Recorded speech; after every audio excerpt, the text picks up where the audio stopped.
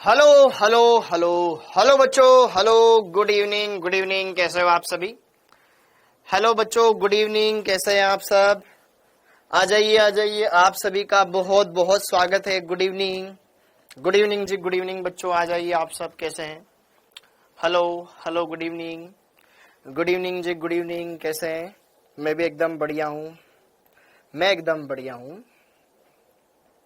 Hello hello hello hello, good evening. Hello Hariom, hello Sandeep, Dharmendra, Raj, Nagendra, Dharmendra, Shivam, Manjeet, Komal, Pratiksha, Karan, Tushar, Nikita, Ramji, good evening. Hello Nishu, hello Chikara, Alok, Hitiksha, Ganga, hello Ritesh, good evening. मैं एकदम बढ़िया, मैं भी एकदम फाइन हूँ बेटा, ठीक है, ओके, वेरी गुड, जैसे तुम भेज रहे हो। Ram Ram ji, Ram Ram, good evening. Hello hello Anshu, Adarsh, Reshma, Ritesh, Imran, Adarsh, doctor, hello Neha ji, Sneha, hello Mohit, Preeti, good evening, कैसे हो। Vishal Rao, Iqra Khan, good evening. 12th, अच्छा 12 बजे वाली क्लास में मजा आया था ना। ओके, हाँ जी, तो 12 बजे वाली क्लास कितने बच्चों ने देखी थी भाई, एक बार उसके लिए भी थम्स अप दे दो।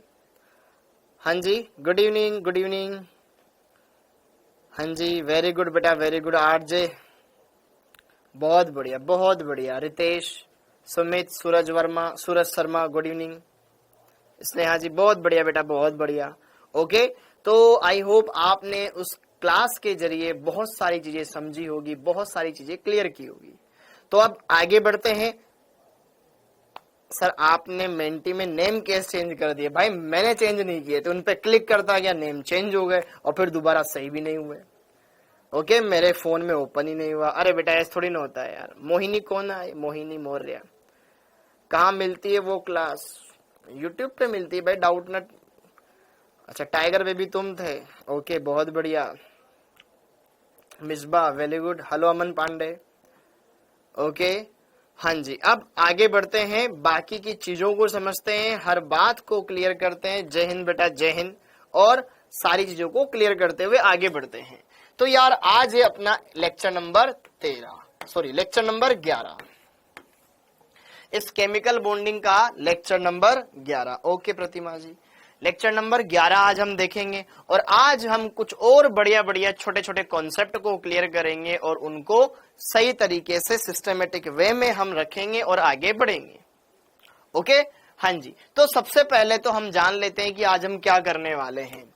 आज बेटा हम दो और इंपॉर्टेंट चीजें हैं जो पढ़ने वाले हैं। एक है द्विध्रुवागुण, जो हमारा टॉपिक चल ही रहा है, म्यू, और उसके बाद अणु कक्षक सिद्धांत, एमओटी। अणु कक्षक सिद्धांत, एमओटी बहुत ही बढ़िया है, बहुत ही बढ़िया है, इंपॉर्टेंट टॉपिक है, मजेदार टॉपिक है। अणु कक्षक सिद्धांत कल का कम समझ में आया था बेटा, आज वापस से रिवाइज करवाएंगे, टेंशन मत लो। कल का कम समझ में आया था तो एनसीईआरटी संपूर्ण डलवा दिया है आपने। हाँ डलवा दिया है बेटा, केमिकल बॉन्डिंग का एनसीईआरटी संपूर्ण डलवा दिया है, उसमें बहुत सारे क्वेश्चंस भरे हुए हैं। टुडे माय बर्थडे, आपका बहुत बहुत, आपको जन्मदिन की बहुत बहुत शुभकामनाएं बेटा। ओके, हाँ जी। अब आगे अरे नाम ले लूंगा भाई, सर आपके हाथ जोड़ता हूं, नाम ले लिया करो भाई, ठीक है। अब आगे बढ़ते हैं। हाँ जी, जरा देखो ध्यान से, लास्ट क्लास में मैंने आपको एक क्वेश्चन दिया था। H2O द्विध्रुव है जबकि BF2 नहीं है, तो इसके पीछे क्या कारण हो सकता है। अब तो आप बता सकते हैं, अब तो बेटा आप इस कारण को बता सकते हैं कि यार H2O द्विध्रुव है जबकि BF2 नहीं, इसके पीछे क्या कारण है बताओ बेटा। 4 ऑप्शन आपके स्क्रीन पर थे। H2O कोणीय है जबकि BF2 रेखीय है, ये कारण हो सकता है क्या। फ्लोरीन की विद्युत ऋणता ऑक्सीजन से अधिक है। H2O में हाइड्रोजन बंधन होता है जबकि BF2 पृथक अणु है। H2O रेखीय जबकि BF2 कोणीय है। बताओ क्या आंसर होना चाहिए इसके, अब आपके अकॉर्डिंग। तो जरा देखो ध्यान से, आपने बहुत सोचा, बताओ क्या होगा इस क्वेश्चन का आंसर। सबसे पहले तो H2O की संरचना कैसी होती है। H2O की संरचना कैसी होती है, सब बताओ।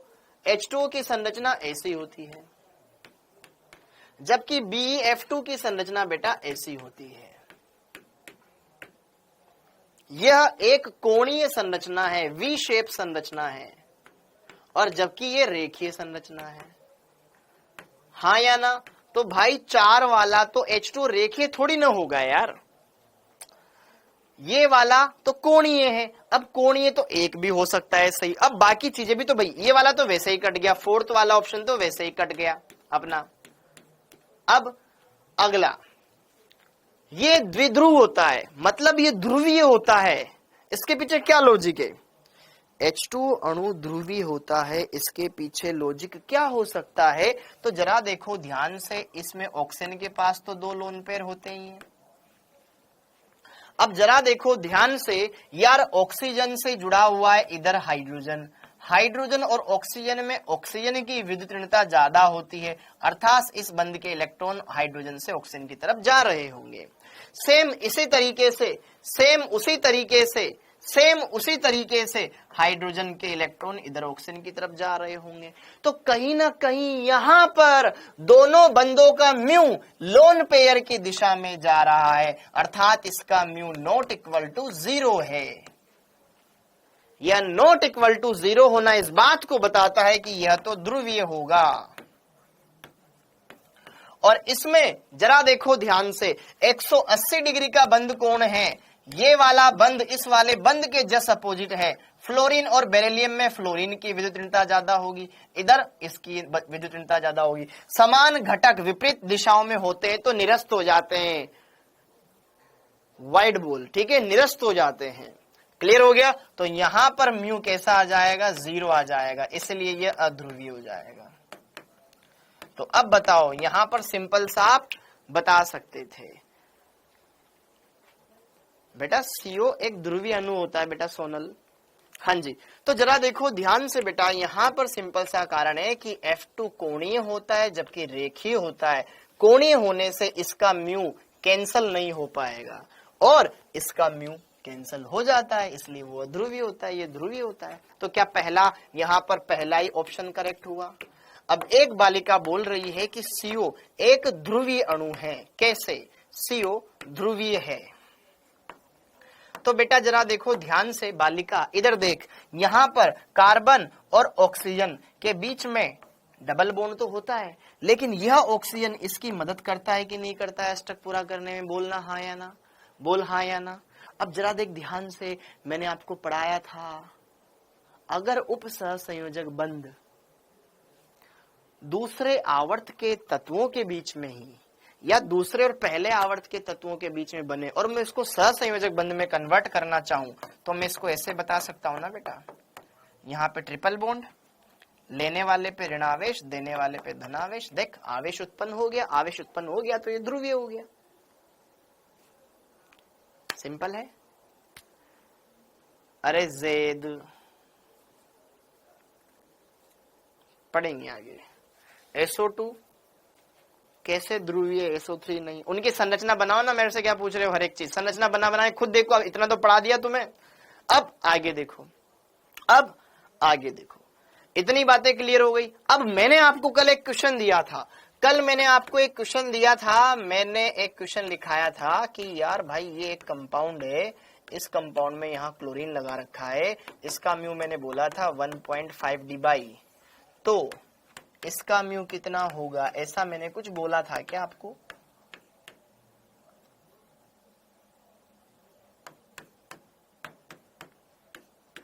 इसका म्यू कितना होगा, ये मैंने आपसे पूछा था। तो जरा देखो ध्यान से, हाँ जी, कल का सवाल यही था ना क्वेश्चन कि यार इसका म्यू इतना तो उसका म्यू कितना। तो जरा देखो ध्यान से, जो घटक विपरीत दिशाओं में आ रहे हैं वो कैंसिल आउट हो जाएंगे। तो जरा देखो ध्यान से बेटा जी, देखो ध्यान से, एक ही झटके में इस क्वेश्चन को निपटा देंगे अपन, एक ही झटके में इस क्वेश्चन को निपटा देंगे, एक ही झटके में। हाँ जी, जरा देखो ध्यान से, यहां पर ये तीनों घटक एक दूसरे से 120 डिग्री पर है, 120 डिग्री, 120 डिग्री, 120 डिग्री। तो ये तीनों घटक एक दूसरे को निरस्त कर देंगे, ये तीनों घटक एक दूसरे को निरस्त कर देंगे, ये ऊपर, ये इधर, ये इधर। थोड़ा कचरा ज्यादा हो गया, साफ साफ कर देते हैं कचरे को।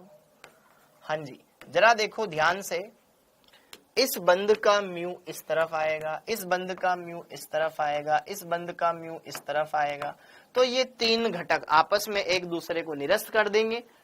ये वाला घटक, कोई एक घटक बचा रह जाएगा, कोई एक घटक हमेशा बचेगा ही बचेगा। ये ऊपर खींच रहा है, ये इधर खींच रहा है, ये इधर खींच रहा है, घटक कैंसिल आउट हो जाएंगे। या फिर आप देखो सर ये इधर खींच रहा है, ये इधर खींच रहा है, ये कैंसिल आउट हो गया। तो यहां तो दो ही घटक कैंसिल आउट हुए, इधर तीन घटक कैंसिल आउट हो रहे हैं। अच्छा, अब जरा देखो ध्यान से, आप ये सोचो सर ये दोनों कैंसिल हो गए, ये तो ऊपर है ये नीचे, म्यू तो कुछ ना कुछ आना चाहिए, तब भी सेम उतना ही आता है। अभी आगे एक फॉर्मूला लिखवा दूंगा, उससे भी तो निकाल सकता है, मस्त से निकाल सकता है। और देख ये ऊपर, ये इधर, ये इधर 120 डिग्री पर है, ये तो तीनों ही कैंसिल आउट हो जाएंगे, तो बच्चा तो ये एक ही डायरेक्शन वाला, तो उसी से यहाँ पे हम बता सकते हैं इसका भी म्यू कुछ अलग ना आकर के 1.5 ही आएगा। ठीक है, ओके, न्यू का भी 1.5 ही होगा। बहुत बढ़िया बेटा, बहुत ही बढ़िया। अब आज हम इस पर कुछ और बढ़िया बढ़िया क्वेश्चंस करेंगे। तो मैंने यहां पर आपको म्यू के बारे में ये बता दिया था, द्विध्रुव आघूर्ण के बारे में हमने ये बता दिया था आपको कि म्यू क्या है। म्यू एक सदिश राशि है जिसकी दिशा कम विद्युत ऋणी परमाणु से ज्यादा विद्युत ऋणी परमाणु की ओर होती है, जिसको हम ऐसा तीर का चिन्ह लगा के दर्शाते हैं। क्या मेरी बात समझ में आई? समान दिशाओं में होंगे म्यू तो जुड़ जाएंगे, विपरीत दिशा में होंगे तो म्यू कैंसल आउट हो जाएंगे। इतनी बात हम बोल चुके हैं, इतनी बात हम बोल चुके हैं। तो जरा देखो ध्यान से बेटा जी, यहाँ पर कुछ बढ़िया बढ़िया प्रश्न आपका इंतजार कर रहे हैं, या उदाहरण में कहूं तो यहाँ पे वो आपका इंतजार कर रहे हैं। जैसे कि CCl4, CH3Cl, CH2, Cl2, CH, इनका क्रम क्या होगा? लुईस एसिड क्या है? अरे भाई सौरभ, अभी यहाँ जरूरत नहीं पड़ रही ना, तो क्यों पूछ रहा है? अभी जब बोर्ड पे लिखा हुआ है वो पूछना। हाँ जी, आपको 4 तरह के कंपाउंड दे रखे हैं, CCl4, CH3Cl, CH2Cl2 और CHCl3। आपको के म्यू का क्रम बताओ, के म्यू का क्रम होगा। तो जरा देखो ध्यान से, सबकी संरचनाएं बना लो, आंख बंद करके देखो ध्यान से। कार्बन 4 बंद बना रहा है, सब में चतुष्फलकीय होगा। पहला वाला चतुष्फलकीय, चारों क्लोरीन, इसमें 3 हाइड्रोजन, ये 4 बंदे। आपकी मर्जी पड़े कहीं पे भी लगाओ 3 हाइड्रोजन, मुझे कोई एतराज नहीं, आपकी मर्जी पड़े जहां लगाओ। जैसे कि देखो ध्यान से, मैंने तीनों नीचे लगा दिए, आपको सिमेट्रिकल वे में दिख जाएगा, बस इसलिए, और कुछ मतलब नहीं, कहीं पे भी लगाओ। यहाँ पे 2 हाइड्रोजन लगा दिए, 2 क्लोरीन लगा दिए, यहाँ पर 3 क्लोरीन लगा दिए और 1 हाइड्रोजन लगा दिया। तो जरा देखो ध्यान से रसगुल्लो, आपको म्यू कंपेयर करना है इनका। मान लो इसको मैंने A बोल दिया, मान लो इसको मैंने B बोल दिया, मान लो बेटा इसको मैंने C बोल दिया, मान लो इसको मैंने D बोल दिया। कुछ नहीं लगाना, सिर्फ दिशा देखनी है और मामला सॉर्ट हो जाएगा। देखो कार्बन से जुड़े हुए चारों परमाणु समान है, यहाँ तो म्यू 0 ही आएगा, क्योंकि कार्बन और क्लोरीन में क्लोरीन की विद्युत ऋणता ज्यादा होती है। इस बंद का म्यू इस दिशा में, इस बंद का म्यू इस दिशा में, इस बंद का म्यू इस दिशा में, इस बंद का म्यू इस दिशा में, सब अपोजिट है, म्यू बराबर 0 आ गया। क्या बोलती है पब्लिक? बहुत ही सिंपल है। यहाँ पे जरा देखो, ये बंद इस दिशा में जा रहा है, अब ये वाला भी उसी दिशा में जा रहा है, कार्बन का ये इस दिशा में जा रहा है, ये भी इस दिशा में जा रहा है। भाई ये इधर जा रहा है, ये इधर जा रहा है, दोनों म्यू सपोज करो एक दूसरे को कैंसिल आउट कर दे, लेकिन ये दोनों तो एक ही दिशा में जा रहे हैं ना, इसका म्यू तो कहीं ना कहीं एड ही होगा, जुड़ेगा ही जुड़ेगा, इसका म्यू 0 नहीं हो सकता। अब जरा देखो ध्यान से, यहां पर ये क्लोरीन अपनी ओर खींचना चाहेगा, ये क्लोरीन भी अपनी ओर खींचना चाहेगा, म्यू कैंसल तो नहीं होगा, 2 दिशाओं में जा रहा है। और इधर म्यू भी, ये भी इधर जाएगा क्योंकि हाइड्रोजन ज्यादा विद्युतता है इसकी। तो यहां पे जरा मुझे बताओ, पहले इन सभी बंदों का म्यू एक ही क्लोरीन की ओर तरफ जा रहा था, अब यहां पर 2 रास्तों में डिवाइड हो गया। समझ पा रहे हो मेरी बातों को? यहां पर देखो, ये क्लोरीन इधर खींचेगा, ये क्लोरीन अपनी तरफ खींचेगा, ये क्लोरीन इधर खींचेगा, ये किसी एक की मदद कर रहा है बस। तो आप यहां पर इतना तो समझ पाए होंगे कि एक क्लोरीन रहे तो ही फायदा है। 2 क्लोरीन लगा देंगे म्यू का मान और घट जाएगा, 3 लगा देंगे और घट जाएगा, 4 लगाने पे तो सबसे ज्यादा घट जाएगा। तो म्यू का क्रम सिंपल सा ये है, ए वाले का सबसे कम, फिर उससे ज्यादा डी वाले का, फिर से ज्यादा सी वाले का, सबसे ज्यादा बी वाले का। इतना सिंपल है। क्या मेरी बात समझ में आई बेटा? समान दिशाओं में घटक जोड़ने, विपरीत दिशाओं वाले घटाने। ठीक है, ये वाला क्वेश्चन हो गया। बहुत ही प्यारे प्यारे बढ़िया बढ़िया मस्त मस्त टॉपिक है बेटा ये। अब देखो अगला क्वेश्चन, अगला क्वेश्चन बहुत ही अच्छा है। हाँ जी, CH3Cl, अरे यार CH3F, CH3F, CH3Cl, CH3Br और CH3I में म्यू का क्रम होगा। अब मैं यहां पर पूछना चाहूंगा आप क्या क्रम बताएंगे। तो जैसे कि देखो, मैंने एक बार इनकी संरचनाएं बता दी आपके लिए, सबकी संरचना मैंने ओपन कर दी। ओपन करने की भी जरूरत नहीं है। हाँ जी, यहाँ पे फ्लोरीन लगा रखा है, यहाँ क्लोरीन लगा रखा है, यहाँ ब्रोमीन लगा रखा है बेटा, यहाँ आयोडीन लगा रखा है। ओके, यहाँ साइड में hydrogen hydrogen hydrogen.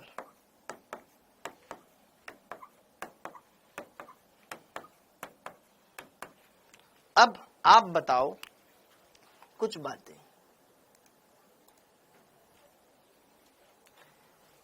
Gungun Goyal बेटा पिछली क्लास में आए थे आप? गुनगुन गोयल पिछली क्लास में आए थे आप? इतने कमेंट करने के बजाय सीधा बताओ हाँ या ना। गुनगुन गोयल पिछली क्लास में आए थे आप?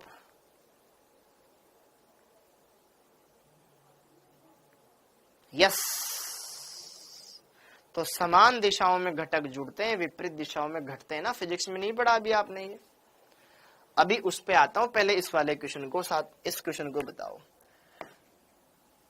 देखो ध्यान से बेटा, ध्यान से देखो। कार्बन और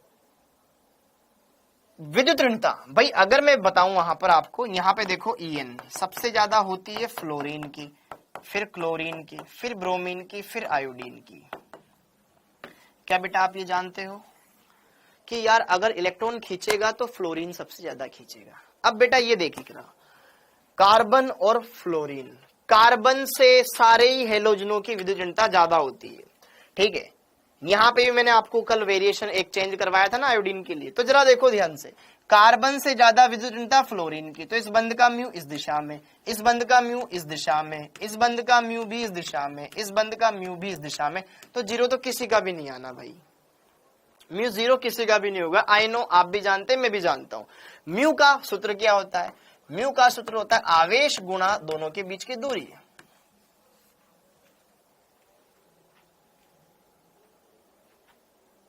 तो जरा देखो ध्यान से यार, फ्लोरीन ज्यादा विद्युत ऋणी है, तो क्या इस पे ज्यादा ऋणावेश क्रिएट किया होगा, इस पे ज्यादा धनावेश आया होगा?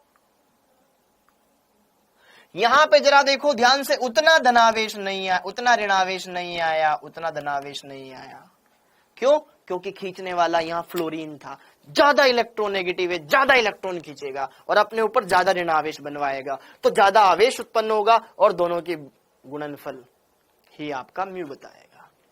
तो जरा देखो ध्यान से, अगर हम सिर्फ पहला कॉन्सेप्ट समझें, यार आवेश ज्यादा कहाँ है, यहाँ आवेश ज्यादा है, यहाँ कम है, यहाँ कम है, यहाँ सबसे कम इलेक्ट्रॉन खींचना, तो म्यू का क्रम सिंपल सा ये आना चाहिए था कि CH3F, फिर यहाँ पर CH3Cl, फिर यहाँ पर आना चाहिए CH3Br और यहाँ पर आना चाहिए CH3I। क्या मेरी बात समझ में आई कि नहीं आई? ये आना चाहिए, ये आना चाहिए, ये आना चाहिए, हाँ या ना? परंतु ये गलत है, ये गलत है। क्यों गलत है? क्योंकि इन दोनों के बीच की डिस्टेंस बहुत कम है। क्योंकि आवेश तो ज्यादा है लेकिन दूरी कम है, तो दोनों का गुणनफल डिसाइड करेगा म्यू। जिसमें दोनों ठीक ठाक हो उसका म्यू ज्यादा आएगा। तो इसका सही क्रम क्या है? CH3Cl, CH3F फिर आता है, फिर CH3Br और CH3I आता है। ये सही है।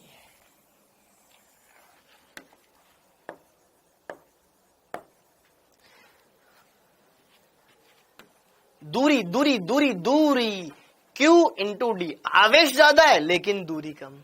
ठीक है, इसका कारण यह है फ्लोरीन का आकार क्लोरीन की अपेक्षा छोटा होता है।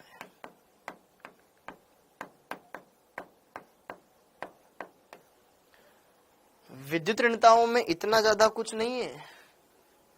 सर सही से बताओ। अरे भाई सही से बता रहा हूं मैं, ये बोलना चाह रहा हूं कि भाई यहां पे देखो ध्यान से, कुछ समझ में नहीं आ रहा है, दिमाग ही नहीं लगाना चाह रहे हो। थोड़ी देर तुम्हारे कमेंट हटाता हूं वरना इनसे ना मेरे को डिप्रेशन आता है उल्टा। देखो ध्यान से, म्यू क्या होता है बेटा? आवेश और दोनों के बीच की दूरी। ठीक है, ये इलेक्ट्रॉन खींच रहा है, इस पे धनावेश बना रहा होगा, इस पे ऋणावेश आ रहा होगा, तो कोई भी एक आवेश ले लो। ठीक है, तो इस पे सबसे ज्यादा ऋणावेश आएगा क्योंकि यहाँ फ्लोरीन खींच रहा है, यहाँ क्लोरीन खींच रहा है, यहाँ ब्रोमीन खींच रहा है, यहाँ आयोडीन खींच रहा है। आयोडीन बहुत कम खींच पाता है। तो कहने का मतलब ये है आवेश तो सर सबसे ज्यादा फ्लोरीन पे आया होगा क्योंकि उसकी विद्युत ऋणता ज्यादा है, खींचने की क्षमता ज्यादा है। वो तो मैंने साइड में लिख दिया, अच्छे से आया होगा, बिल्कुल बात। लेकिन फ्लोरीन और कार्बन के बीच की दूरी कम है ना, दोनों छोटे छोटे परमाणु हैं। ये दूसरे आवर्त में आते हैं दोनों, ये तीसरे आवर्त में आता है। क्लोरीन का साइज थोड़ा बड़ा है तो डिस्टेंस बढ़ जाएगा। अरे यार म्यू किसके ऊपर है डिपेंड? Q गुणा D, आवेश गुणा दोनों के बीच की दूरी। दोनों का गुणनफल ज्यादा होगा तो वो उतना ज्यादा बढ़िया रहेगा। अब आयोडीन के लिए आप बोलोगे सर आयोडीन का आकार तो सबसे बड़ा है, तो वहां डिस्टेंस सबसे ज्यादा, लेकिन आवेश ज्यादा नहीं है ना बाबू। दोनों का गुणनफल जिसमें Q भी ज्यादा हो, D भी ठीक ठाक हो, तो Q भी क्लोरीन में ठीक है क्योंकि क्लोरीन की विद्युत ऋणता भी ठीक ठाक ज्यादा होती है, 3 होती है। फ्लोरीन की 4 होती है, क्लोरीन की 3 होती है। लिखवाई थी ना विद्युत ऋणता, तो फ्लोरीन के मुकाबले क्लोरीन की विद्युत ऋणता भी ठीक ठाक है और आकार बड़ा है, तो डिस्टेंस भी बड़ी, आवेश भी ठीक ठाक, तो दोनों का गुणनफल भी बड़ा, इसलिए यहां पर ये पहले आया, ये वाली बात। अब इस वाले क्वेश्चन में देखो जरा नजाकत से, चारों के चारों क्लोरीन, इसका तो म्यू 0 ही 0। अब मैंने एक क्लोरीन हटा करके एक हाइड्रोजन लगा दिया, एक क्लोरीन हटाया एक हाइड्रोजन लगा दिया, तो भैया फिर भी ये तीनों के तीनों, ये इधर जा रहा है, ये इधर जा रहा है, ये ऊपर जा रहा है, तीनों के तीनों विपरीत दिशा में, ये तो निरस्त करेंगे ना, बस ये इसकी मदद कर रहा है, एक घटक उसकी दिशा में आ रहा है, हाँ है ना। जबकि यहां पे देखो 2 हाइड्रोजन लगा दिए, हाइड्रोजन और कार्बन में कार्बन की विद्युत ऋणता ज्यादा होती है, पढ़ाया है ना। अब ये मत बोलना कि सर हमें तो याद ही नहीं है, पढ़ाया है। हाइड्रोजन की विद्युत ऋणता होती है 2.1, कार्बन की होती है 2.5, पढ़ाया होगा। दिव्य ज्योति वाला प्रकाश दिमाग में जगाओ कि हाँ ये पढ़ा हुआ है, पढ़ाया हुआ है। इन दोनों में विद्युत ऋणता कार्बन की ज्यादा होती, मतलब इन दोनों के इलेक्ट्रॉन कार्बन की तरफ खींच रहे हैं। अब कार्बन से खींचने वाले ये 2 ही है, यहाँ 3 थे, अलग अलग दिशाओं में जा रहे हैं, तो यहाँ 2, और यहाँ पर ये बंद इस तरफ, ये बंद इस तरफ, ये बंद इस तरफ कार्बन को मिल रहा है, और कार्बन से क्लोरीन खींच रहा है। तो इलेक्ट्रॉनों का फ्लो ऐसा लग रहा है ना, इधर जा रहा है, एक ही दिशा में जा रहा है, एक ही दिशा में जा रहा है, सारे घटक जुड़ते जा रहे हैं, ये सारे रोड एक ही तरफ निकल रहे हैं। यहाँ पर ये दोनों आए, फिर यहाँ पे ऐसे चले गए, ये दोनों इधर से आ रहे हैं, ऐसे चले जा रहे हैं, ये दोनों इधर से आ रहे हैं, ऐसे चले जा रहे हैं, ये इधर जा रहा है, इधर इधर इधर इधर कैसे भी जा रहा है, यहाँ पे चारों के चारों अलग रास्ते भी जा रहे हैं। तो सिंपल सा कॉन्सेप्ट है। तो म्यू समझ में आया, तो म्यू समझ में आया, तो म्यू समझ में आया, भैया ऐसे देखना होता है म्यू। ठीक है, अब म्यू के बारे में बात क्लियर हो गई। तो म्यू क्या है? द्विध्रुव आघूर्ण है। अब यहां पर म्यू द्विध्रुव आघूर्ण के अनुप्रयोग। द्विध्रुव आघूर्ण म्यू के अनुप्रयोग।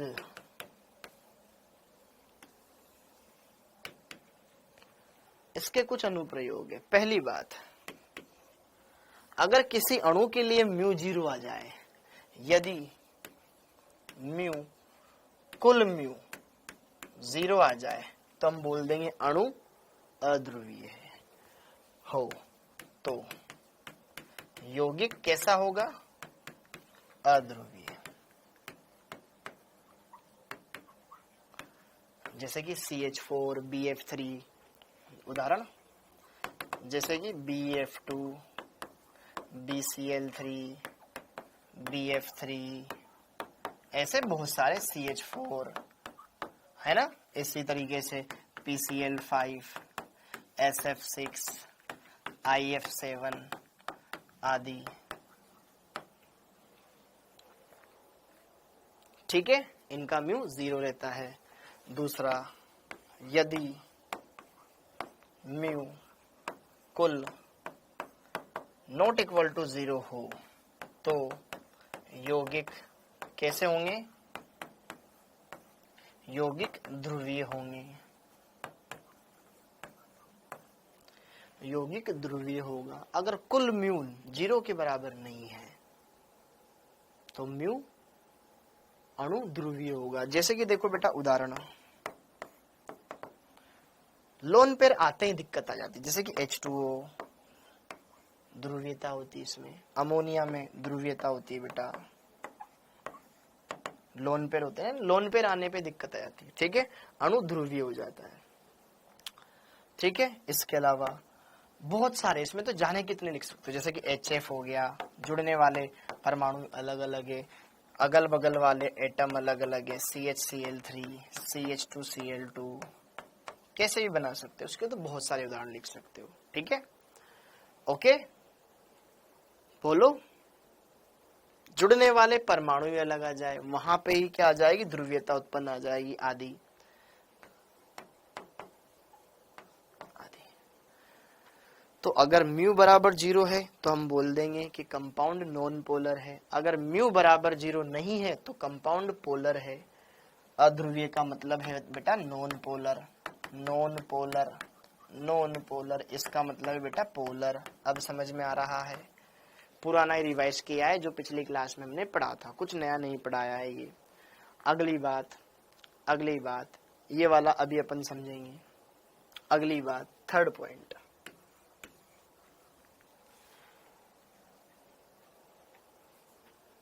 आयनिक गुणों की व्याख्या भी कर सकते हैं। प्रतिशत आयनिक गुण, प्रतिशत आयनिक गुणों की व्याख्या करने में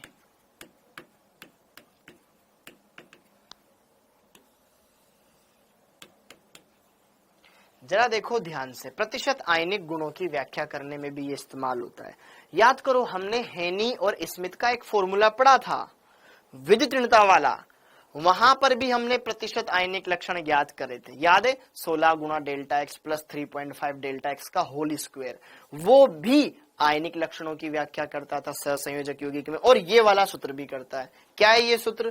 प्रतिशत आयनिक लक्षण आपको बताने हैं, प्रतिशत आयनिक लक्षण आपको बताने हैं बेटा। तो इसका सिंपल सूत्र है, होना चाहिए था ये, आया ये। हमने सोल्व करके देखा, इतने आने, लेकिन प्रयोगों में इतना आया। बस वही म्यू प्रेक्षित मतलब प्रयोगों में कैसा पाया गया, अपॉन म्यू परिकलित कैलकुलेशन में कैसा आया, इनटू में 100, इनटू में 100, इनटू में 100। बस ये सूत्र है। ये प्रतिशत आयनिक लक्षण ज्ञात करने का सूत्र होता है। ओके, ये प्रतिशत आयनिक लक्षण ज्ञात करने का फॉर्मूला होता है। ये प्रतिशत आयनिक लक्षण ज्ञात करने का फॉर्मूला होता है। नोट डाउन करो बेटा, ये प्रतिशत आयनिक लक्षण ज्ञात करने का फॉर्मूला होता है। अब जैसे कि इस पे एक क्वेश्चन लिखो ताकि आपको ये चीज यहीं पे क्लियर कर जाए। एक क्वेश्चन लिखो ताकि ये चीज आपकी यहीं पे क्लियर हो जाए। हाँ जी, जैसे कि उदाहरण क्वेश्चन है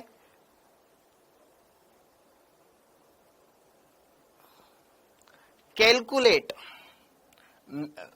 HCl के लिए म्यू का मान होगा। पहली बात तो ये HCl के लिए म्यू का मान होगा यदि आवेश दे रखा है, ESU में दे रखा है 4.8, 10 की घात माइनस 10 ESU, ये आवेश है, ठीक है। एवं दूरी दे रखी है बेटा 1.34 एंगस्ट्रॉम, ठीक है, ये दूरी दे रखी है। ओके जी। अच्छा, एवं प्रतिशत आयनिक लक्षण भी ज्ञात करो, प्रतिशत आयनिक लक्षण भी ज्ञात करो यदि म्यू जो प्रयोगों से दे रखा है, म्यू आपको कितना दे रखा है, म्यू दे रखा है आपको 1.08 dBi हो तो जरा देखो ध्यान से बेटा जी, इस क्वेश्चन में आपको क्या करना है। HCl के लिए म्यू का मान ज्ञात करो। म्यू के लिए क्या चाहिए, Q इंटू डी। Q क्या दे रखा है, आवेश, और उनके बीच की दूरी दे रखी है।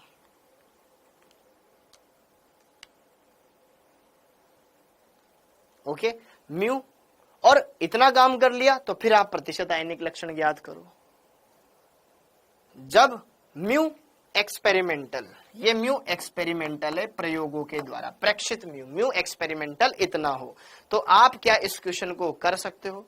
बहुत ही सिंपल क्वेश्चन है, बहुत ही आसान क्वेश्चन है, ये लगा दोगे तो काम बन जाएगा। ट्राई करो बेटा इस क्वेश्चन को। हाँ जी, तो जरा देखो ध्यान से यहां पर इसका सॉल्यूशन। सबसे पहले तो म्यू ज्ञात कर लेते हैं। म्यू ज्ञात करने के लिए क्या चाहिए, आवेश। आवेश कितना दे रखा है, 4.8 इंटू 10 की घात माइनस 10 ESU दे रखा है, दिया हुआ है। फिर इसके बाद क्या दे रखा है, इसके बाद दे रखा है आपको डिस्टेंस। डिस्टेंस कितनी दे रखी है, 1.34 एंगस्ट्रॉम। एंगस्ट्रॉम को किस में कन्वर्ट कर लो, मीटर में कन्वर्ट कर लो। किस में कन्वर्ट कर लो, मीटर में कन्वर्ट कर लो। तो ये आ जाएगा 1.34 इंटू 10 की घात माइनस 10 मीटर। एक बार आपके साथ करते हैं ये क्वेश्चन, वरना फिर ये बोलेंगे बच्चे सर आप ही खुद कर लेते हो। हाँ जी,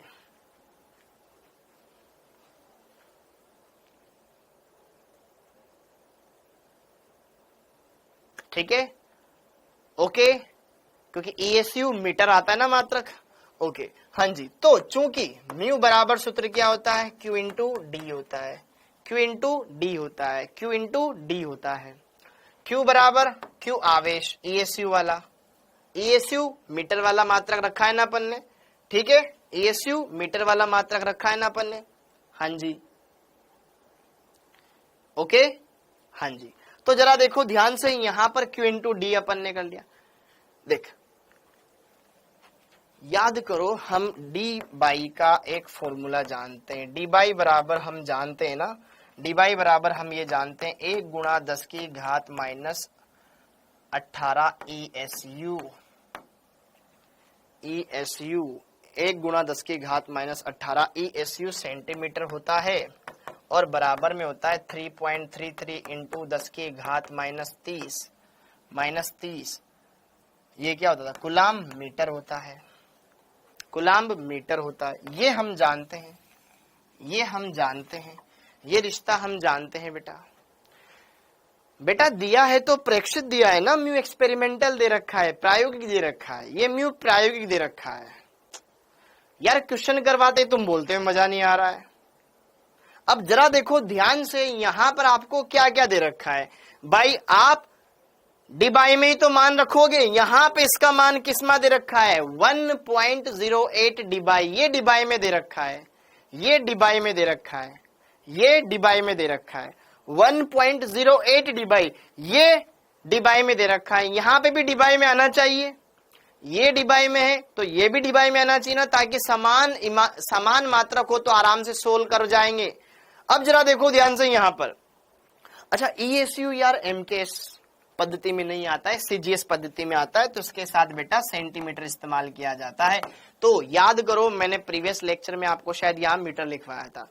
ईएसयू एक छोटी इकाई है, तो छोटी इकाई के साथ छोटा ही मात्रक आएगा, तो यहां पर सेंटीमीटर की जगह मीटर की जगह सेंटीमीटर कर लेना। ओके, तो अब जरा देखो ध्यान से, यहां पर इसको हल करते हैं तो क्यों, अच्छा यहाँ पे मीटर क्यों बदल रहा हूं मैं, इसको सेंटीमीटर में बदलेंगे ना, 10 की घात -8 सेंटीमीटर, क्योंकि ये छोटी इकाई है, ये छोटी इकाई है। हाँ जी बेटा, ओके फैजल आलम, ईएसयू सेंटीमीटर कर लेना बेटा, ईएसयू क्योंकि आवेश का मात्रक है और ये पीछे दूरी भी आएगी। अब यहां पे जरा देखो ध्यान से, इसको आपने सोल्व किया, 4.8 गुणा 10 की घात -10 और यहां पर लगा दिया 1.34 गुणा 10 की घात -8, तो ये ईएसयू और ये सेंटीमीटर, ये ईएसयू और ये सेंटीमीटर। ओके, तो इसको सोल्व करेंगे तो कितना आ जाएगा, इसको सोल्व करेंगे तो कितना आ जाएगा, ये तो हो गया 10 की घात -10 और 10 की घात -8, 10 की घात -18, पीछे ईएसयू सेंटीमीटर। हाँ जी, यहां पे इन दोनों को गुणा कर लो, 1.34 गुणा 4.8, 8 चौक 32, हासिल लगे 3, 24 और 3 हो जाएंगे बेटा। एक बार इन दोनों का मल्टीपल बता देना फटाफट से, आप कर लो ना यार, इन दोनों का गुणनफल बता देना फटाफट से। 6 अच्छा 64 32, तो ये आ जाएगा बेटा दशमलव के बाद 1 अंक, दशमलव के बाद 2 अंक, 6.432, ये आ गया, ये आ गया। ठीक है, ये क्या आ गया, म्यू आ गया, ईएसयू में आ गया। ठीक है, इसका म्यू ऐसा का ऐसा लिख दिया, कोई दिक्कत मत लेना, इसका म्यू ये आ गया, ये म्यू हमने सोल्व करा। अब एक काम तो यहां पर खत्म हो गया।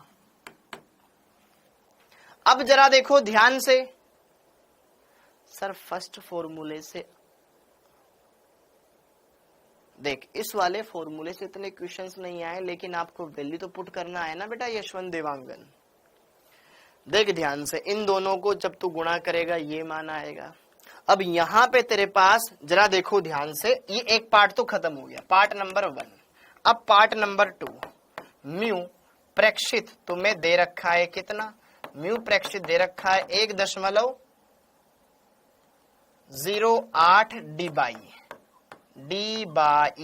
डी और 1 डिबाई इतने ईएसयू के बराबर होता है, 1 डिबाई इतने ईएसयू सेंटीमीटर के बराबर होता है। तो 1.08 इंटू 10 की घात -18 ईएसयू सेंटीमीटर में कन्वर्ट कर लिया, ताकि समान ईएसयू सेंटीमीटर समान ईएसयू सेंटीमीटर हो जाए। बोलो,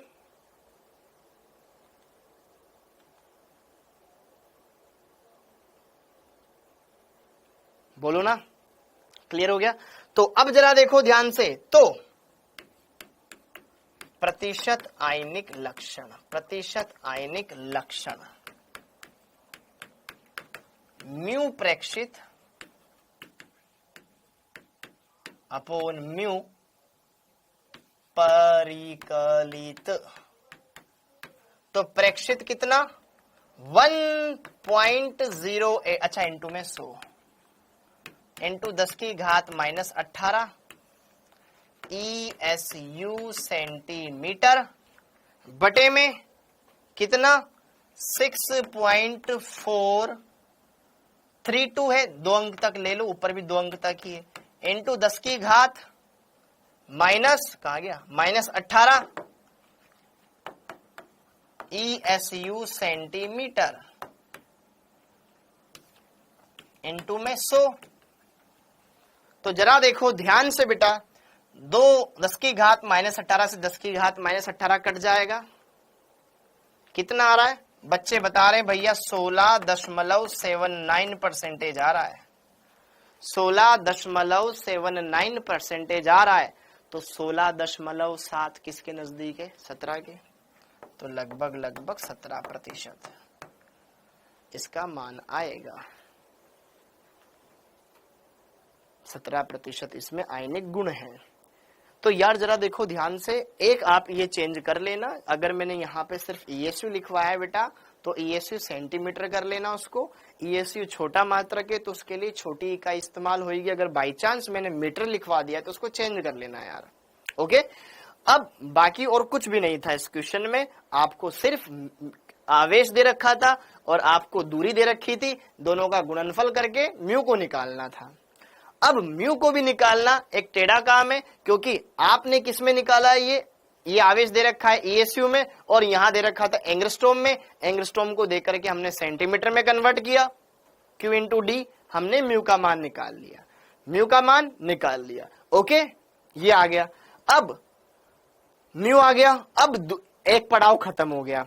दूसरा, प्रेक्षित म्यू दे रखा है डिबाई में इतना, तो एक डिबाई में इतने ESU होते हैं तो उतने से गुणा करके फिर हमने उसको सोल्व कर लिया। फिर प्रतिशत प्रेक्षित अपॉन परिकलित करके सोल्व करके ये निकाल लिया। लोन पेयर, वेरी गुड, ठीक है बेटा सानू। लोन पेयर वाले एटम जुड़े हुए एटम के इलेक्ट्रॉन को अट्रैक्ट करते हैं सर, बट इन पर इलेक्ट्रॉन डेंसिटी बढ़ जाएगा ना? बिल्कुल सही बात है, बढ़ जाएगा, लेकिन वो तो उनका गुण है ना, नेचर है ना बेटा। अब जैसे कि तू बोल रहा है कि सर फ्लोरीन के पास पहले इलेक्ट्रॉन है, इलेक्ट्रॉन युग्म है, लेकिन क्या है कि यार इसकी विद्युत ऋणता बहुत कम है, इसकी बहुत ज्यादा है। कितनी है इसकी? 4 है। तो इस बंध के इलेक्ट्रॉन इसकी तरफ जाएंगे तो टूटने के चांस होंगे, तो इस बंध के दोनों इलेक्ट्रॉन उठ करके इस पे ही जाएंगे, तो यहां से ये F- बन करके अलग हो जाएगा, ये H+ बनकर अलग हो जाएगा। समझ में आया? क्लियर है? भले लोन पेयर है, उससे क्या मतलब है? अधातुओं की प्रकृति तो इलेक्ट्रॉन लेने की होती है ना, तो फ्लोरीन एक अधातु है, अपना काम कर रही है, बढ़िया बखूबी निकलवा रही है और उसकी तो विद्युत ऋणता भी ज्यादा है। ठीक, तो ये वाला पॉइंट हमने यहां पर क्लियर किया। अब जरा देखो ध्यान से, इन चीजों को हमने समझा, इन चीजों को हमने क्लियर किया। अब आपके लिए कुछ एक्सपेरिमेंटल वैल्यूज पर आधारित, अगर आपसे कोई पूछ ले कि अमोनिया में, H2O में, HF में किसका म्यू ज्यादा, तो आप डायरेक्टली नहीं बता सकते, तो इनको एक्सपेरिमेंटल वैल्यूज है, तो इनको आपको ध्यान में रखना पड़ेगा। तो जरा देखो ध्यान से, किसका म्यू ज्यादा कम, ये यहां पर आपकी स्क्रीन पर H2O, ये आपको लिखना है some important order of dipole moment, कुछ यौगिकों के डाइपोल मोमेंट्स का क्रम। तो जरा देखो ध्यान से, NH3 और NF3 का तो हमने पहले भी किया हुआ है, लेकिन अगर आपसे सिंपल ये पूछ लिया जाए कि भैया H2O में, भैया अमोनिया में और यहां पर HF में किसका नेट डाइपोल मोमेंट ज्यादा, तो फिर आपको ध्यान रखना है कि ऑक्सीजन वाले H2O अणु का म्यू ज्यादा होता है अमोनिया अणु से, और फिर HF अणु से सबसे ज्यादा म्यू होता है इसका। ये एक्सपेरिमेंटल वैल्यूज पर बेस्ड है, वैल्यू बेस्ड है, सिंपल वैल्यू बेस्ड है। ठीक है, ओके? अरे नहीं नहीं नहीं नहीं नहीं नहीं नहीं नहीं नहीं नहीं, यहां पे HF है, यहां पर ये अमोनिया वाला है। ठीक है, ये, और इससे सबसे लास्ट में आ जाएगा NF3। ये वैल्यू बेस्ड है। तो इनऑर्गेनिक में याद रखने का कॉन्सेप्ट ज्यादा है, H2O, HF, अमोनिया, और इन दोनों में तो हम बता सकते हैं कि भाई इसमें तो सभी का जो म्यू है वो लोन पेयर की डायरेक्शन में आ रहा है, इसलिए वो जुड़ जा रहा है, जबकि यहाँ इधर अलग, इधर अलग, इधर अलग और लोन पेयर ऊपर, तो म्यू कम हो जाएगा। ठीक। और यहां पे आप ऐसे बता सकते हो भैया फ्लोरीन की इलेक्ट्रॉन खींचने की क्षमता ज्यादा है तो आवेश ज्यादा है, लेकिन दूरियां कम है तो दोनों का गुणनफल कम आया। यहां पे फ्लोरीन हाइड्रोजन के मुकाबले ऑक्सीजन की विद्युतीयता भी ज्यादा है और डिस्टेंस भी ठीक ठाक हो जाएगी, तो इसलिए दोनों का गुणनफल ज्यादा, ऐसे समझ सकते हो। और ज्यादा कोई दूसरा रीजन नहीं है इसके आंसर, इसके अलावा कोई दूसरा अपन यहाँ पर रीजन नहीं दे सकते। तो ये वाला क्रम ध्यान रखना पड़ेगा आपको। दूसरा H2O और H2S, ये सिंपल है। H2O और H2S, हाँ जी, H2O और H2S। यहां पे जरा देखो ध्यान से, ऑक्सीजन जब हाइड्रोजन से जुड़े, ऑक्सीजन जब सल्फर से जुड़े, ऑक्सीजन जब हाइड्रोजन जुड़ रहा है और जब सल्फर हाइड्रोजन जुड़ रहा है, ऑक्सीजन की तो विद्युतीयता बहुत ज्यादा होती है सल्फर से, जबकि फ्लोरीन और क्लोरीन में तो फिर भी थोड़ा बहुत अंतर आता है, जबकि यहां तो बहुत ज्यादा डिफरेंस आता है बेटा। उस डिफरेंस की वजह से ऑक्सीजन पर इलेक्ट्रॉन डेंसिटी ज्यादा आएगी सल्फर के मुकाबले, तो आवेश ज्यादा आ गया, बहुत ज्यादा आवेश आ जाता है उसके मुकाबले, ठीक। तो यहां पर इसका म्यू ज्यादा आएगा और ये सारे के सारे वैल्यू बेस्ड है। अगला ये वाला हमने कर ही लिया, ये वाला हमने कर ही लिया कि यार CH3Cl आगे क्यों आया है CH3F से, क्योंकि डिस्टेंस भी ठीक ठाक, आवेश भी ठीक ठाक। और यहां पर BF3 एक समतल त्रिभुजीय अणु है, इसका म्यू 0 हो जाएगा। ये वाला तो हमें पता ही है, और फिर ये वाला, इसका म्यू सबसे ज्यादा। BF3 में क्या होता है, BF3 में बेटा जी ऐसे होता है कि यार ये बोरोन, इससे जुड़े हुए 3 हाइड्रोजन इस तरीके से, 3 फ्लोरीन इस तरीके से, एक दूसरे के म्यू को कैंसिल आउट कर देंगे, आपको ये लिखना है ऊपर वाला। और अब जरा देखो ध्यान से, H2O और H2O2 वाला समझ लो। H2O में तो सिंपल ऐसी संरचना है,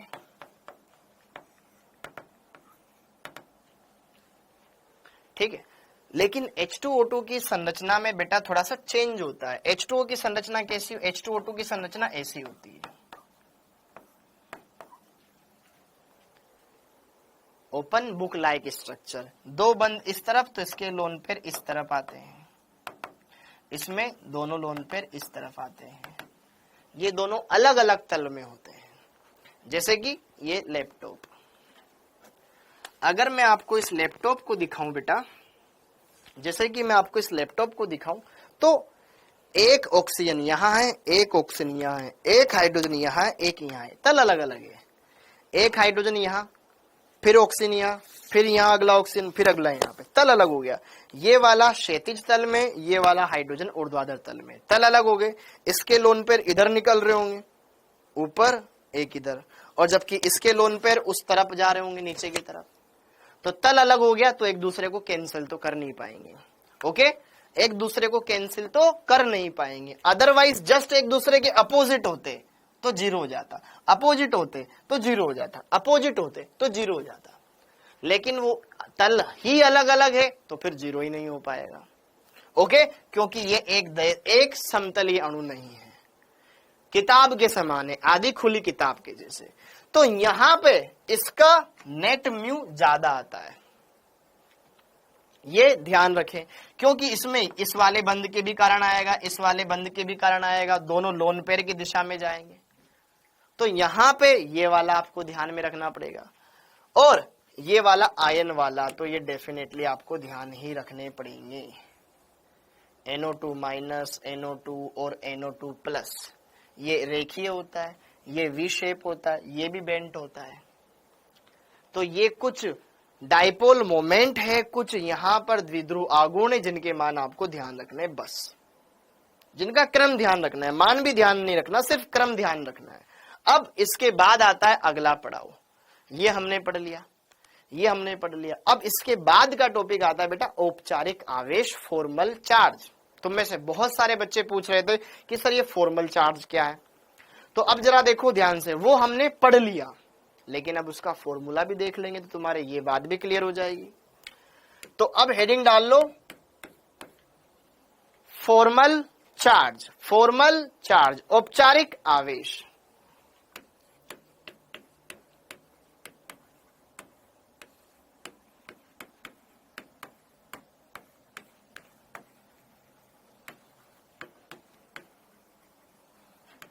कोई नई चीज नहीं है। उपसहसंयोजक बंध को जब हम सहसंयोजक बंध में कन्वर्ट करते हैं तो जो आवेश आता है ना वही है फॉर्मल चार्ज, जो हमने ऑलरेडी पढ़ लिया। फॉर्मल चार्ज औपचारिक आवेश, किसी भी परमाणु पर उपस्थित आवेश, वही उसका फॉर्मल चार्ज है। लेकिन इसको ज्ञात करने का फॉर्मूला क्या है, वो फॉर्मूला हम समझ लेते हैं। फॉर्मल चार्ज औपचारिक आवेश, इसका सिंपल सा फॉर्मूला है बेटा,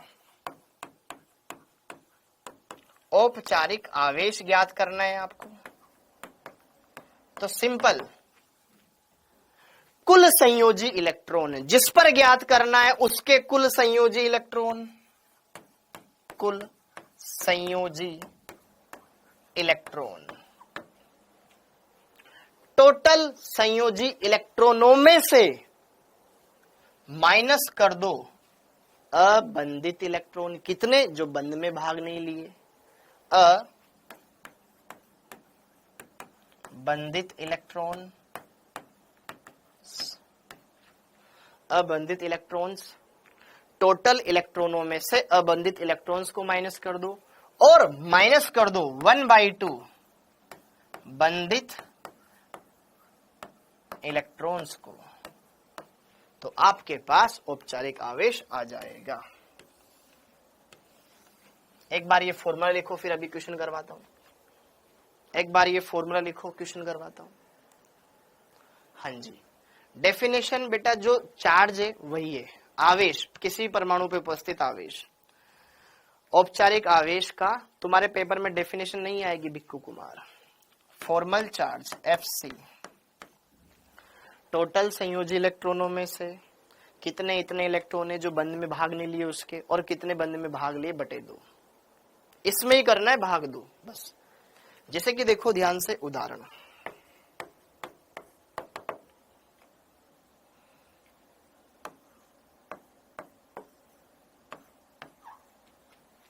ये 3 ऑक्सीजन है, ठीक है, ये पहला, ये दूसरा, ये तीसरा। क्या आप मुझे तीनों पर आवेश बता सकते हो बेटा? तीनों पर आवेश क्या आया होगा? बहुत ही सिंपल है, ठीक है। हाँ जी, ऑक्सीजन फर्स्ट, सेकंड, ठीक है। ये 12th वाले 11th वाले बच्चों के लिए ज्यादा काम करे, तुम्हारे लिए उतना काम कर नहीं है क्योंकि तुम तो वैसे ही कर लोगे। थर्ड पर फॉर्मल चार्ज होगा। हाँ जी, अरे अभी समझ में आएगा, अभी समझ में आएगा, अभी समझ में आएगा। 1-2 क्वेश्चन कराऊंगा, ऑटोमेटिक बुझ जाएगा। देखो, O double bond, single bond, जरा देखो ध्यान से। ऑक्सीजन के, सिंपल सा मुझे बताओ, ऑक्सीजन के बाह्यतम कोश में कितने इलेक्ट्रॉन होते हैं, ये बता दो तुम सब पहले। ऑक्सीजन के बाह्यतम कोश में कितने इलेक्ट्रॉन होते हैं, बताओ बेटा। ऑक्सीजन के बाह्यतम कोश में कितने इलेक्ट्रॉन होते हैं? मेरा पाटीदार 4 होते हैं क्या? ऑक्सीजन कौन से वर्ग में आता है? 16 में। 16 में होते हैं 6, 1 हटा दो 6, 6 6 6 6 6। तो जरा देखो ध्यान से, अगर मैं यहां पर देखूं इस ऑक्सीजन फर्स्ट, इस ऑक्सीजन सेकंड, इस ऑक्सीजन थर्ड को, तो अगर मैं ऑक्सीजन फर्स्ट पर फॉर्मल चार्ज कैलकुलेट करूं, ठीक है, ऑक्सीजन फर्स्ट का फॉर्मल चार्ज कैलकुलेट करूं बेटा मैं यहां पर ऑक्सीजन फर्स्ट का, तो जरा देखो ध्यान से, कुल संयोजी इलेक्ट्रॉन कितने? 6 माइनस 6 में से 2 इलेक्ट्रॉन इसके पार्टिसिपेट किए, तो बचे कितने? अबंधित इलेक्ट्रॉन। 6 में से 2 बंध में गए तो बचे कितने? 4। 6 माइनस 4 माइनस, ओके। अब जरा देखो ध्यान से, यहां पर बंध में कितने इलेक्ट्रॉन है इसके अंदर? बंध में कितने इलेक्ट्रॉन है? बंध में कितने इलेक्ट्रॉन है? बंधित इलेक्ट्रॉन कितने इसके पास? बंधित इलेक्ट्रॉन भाई, बंध में तो ये भी काउंट होंगे और इसके भी काउंट होंगे भैया। इस बंध में 2 इलेक्ट्रॉन, 2 इलेक्ट्रॉन, ये परमाणु डबल बॉन्ड बना रहा है। देखो इसके पास टोटल 6 इलेक्ट्रॉन थे, जिसमें से 6 इलेक्ट्रॉन थे। तो देखो ध्यान से, संयोजी इलेक्ट्रॉन कितने? 6। अबंधित इलेक्ट्रॉन कितने? 4। बंधित इलेक्ट्रॉन्स वो कितने बंद बना रहा है? तो बंधित इलेक्ट्रॉन्स कितने? 2 ये 2 ये, टोटल 4। तो यहां पर क्या आएगा? 1/2 इंटू 4, तो ये कट गया 2 बार। तो यहाँ पे 6 माइनस 6 कितना हो गया? 6 माइनस 4 माइनस 2 बराबर 6 माइनस 6 बराबर 0। पहले वाले पे कोई आवेश नहीं आएगा। मुझे बताओ रसगुल्लो, जब ऑक्सीजन डबल बॉन्ड बनाता है तो उस पर कोई आवेश आया था क्या आज तक? नहीं आया। तो उस पर कोई आवेश नहीं आएगा, शून्य आएगा। अगर हम बात करें इसी तरीके से ऑक्सीजन सेकंड पर, तो ऑक्सीजन के बाह्यतम कोश में 6 इलेक्ट्रॉन। कितने? 6 इलेक्ट्रॉन। कितने? 6 इलेक्ट्रॉन। ओके, अब जरा देखो ध्यान से, 6 इलेक्ट्रॉन। अब यहां पर ये इसके अंदर का सीन समझो, इसके अंदर का सीन समझो। यहां पर अब आपको चीजें समझनी पड़ेगी। क्या चीजें समझनी पड़ेगी, कैसे होएगी, हर एक बात को आप क्लियर करते जाएं। ऑक्सीजन के बाह्यतम कोश में 6 इलेक्ट्रॉन। ओके, अबंधित इलेक्ट्रॉन कितने? जो बंध में भाग नहीं लिए। ऑक्सीजन के पास होते हैं कितने इलेक्ट्रॉन?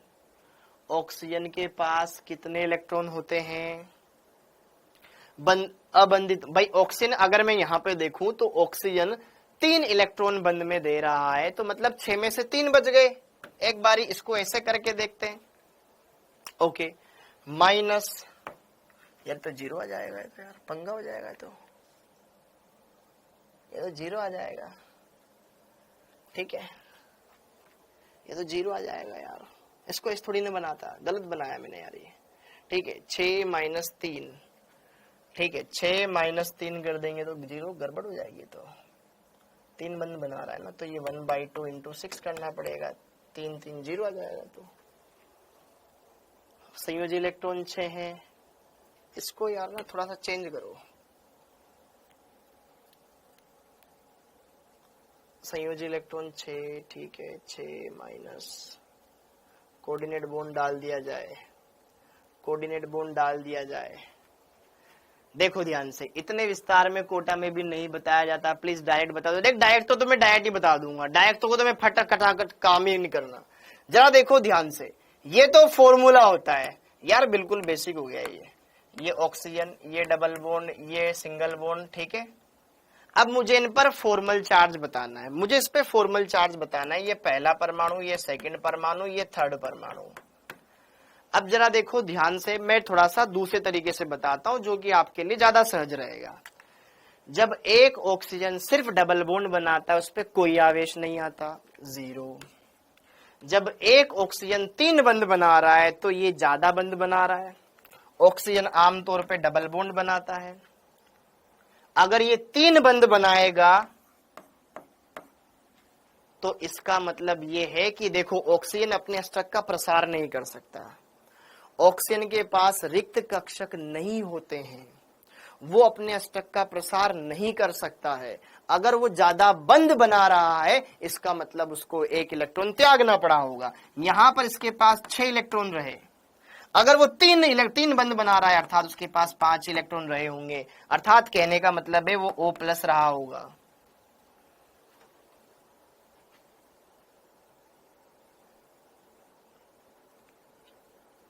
अरे यार ये जो अणु है, ये जो अणु है, ये जो अणु है आपके पास, ये जो आपके पास अणु है ओजोन अणु है। ओजोन अणु कैसे बना होगा जरा देखो ध्यान से। यह है double bond, double bond, 2 lone pair इसके पास, मस्ती से 2 लोन पेयर इसके पास। हाँ जी, यहां पर ये एक ऑक्सीजन आया, 1 2 3 लोन पेयर।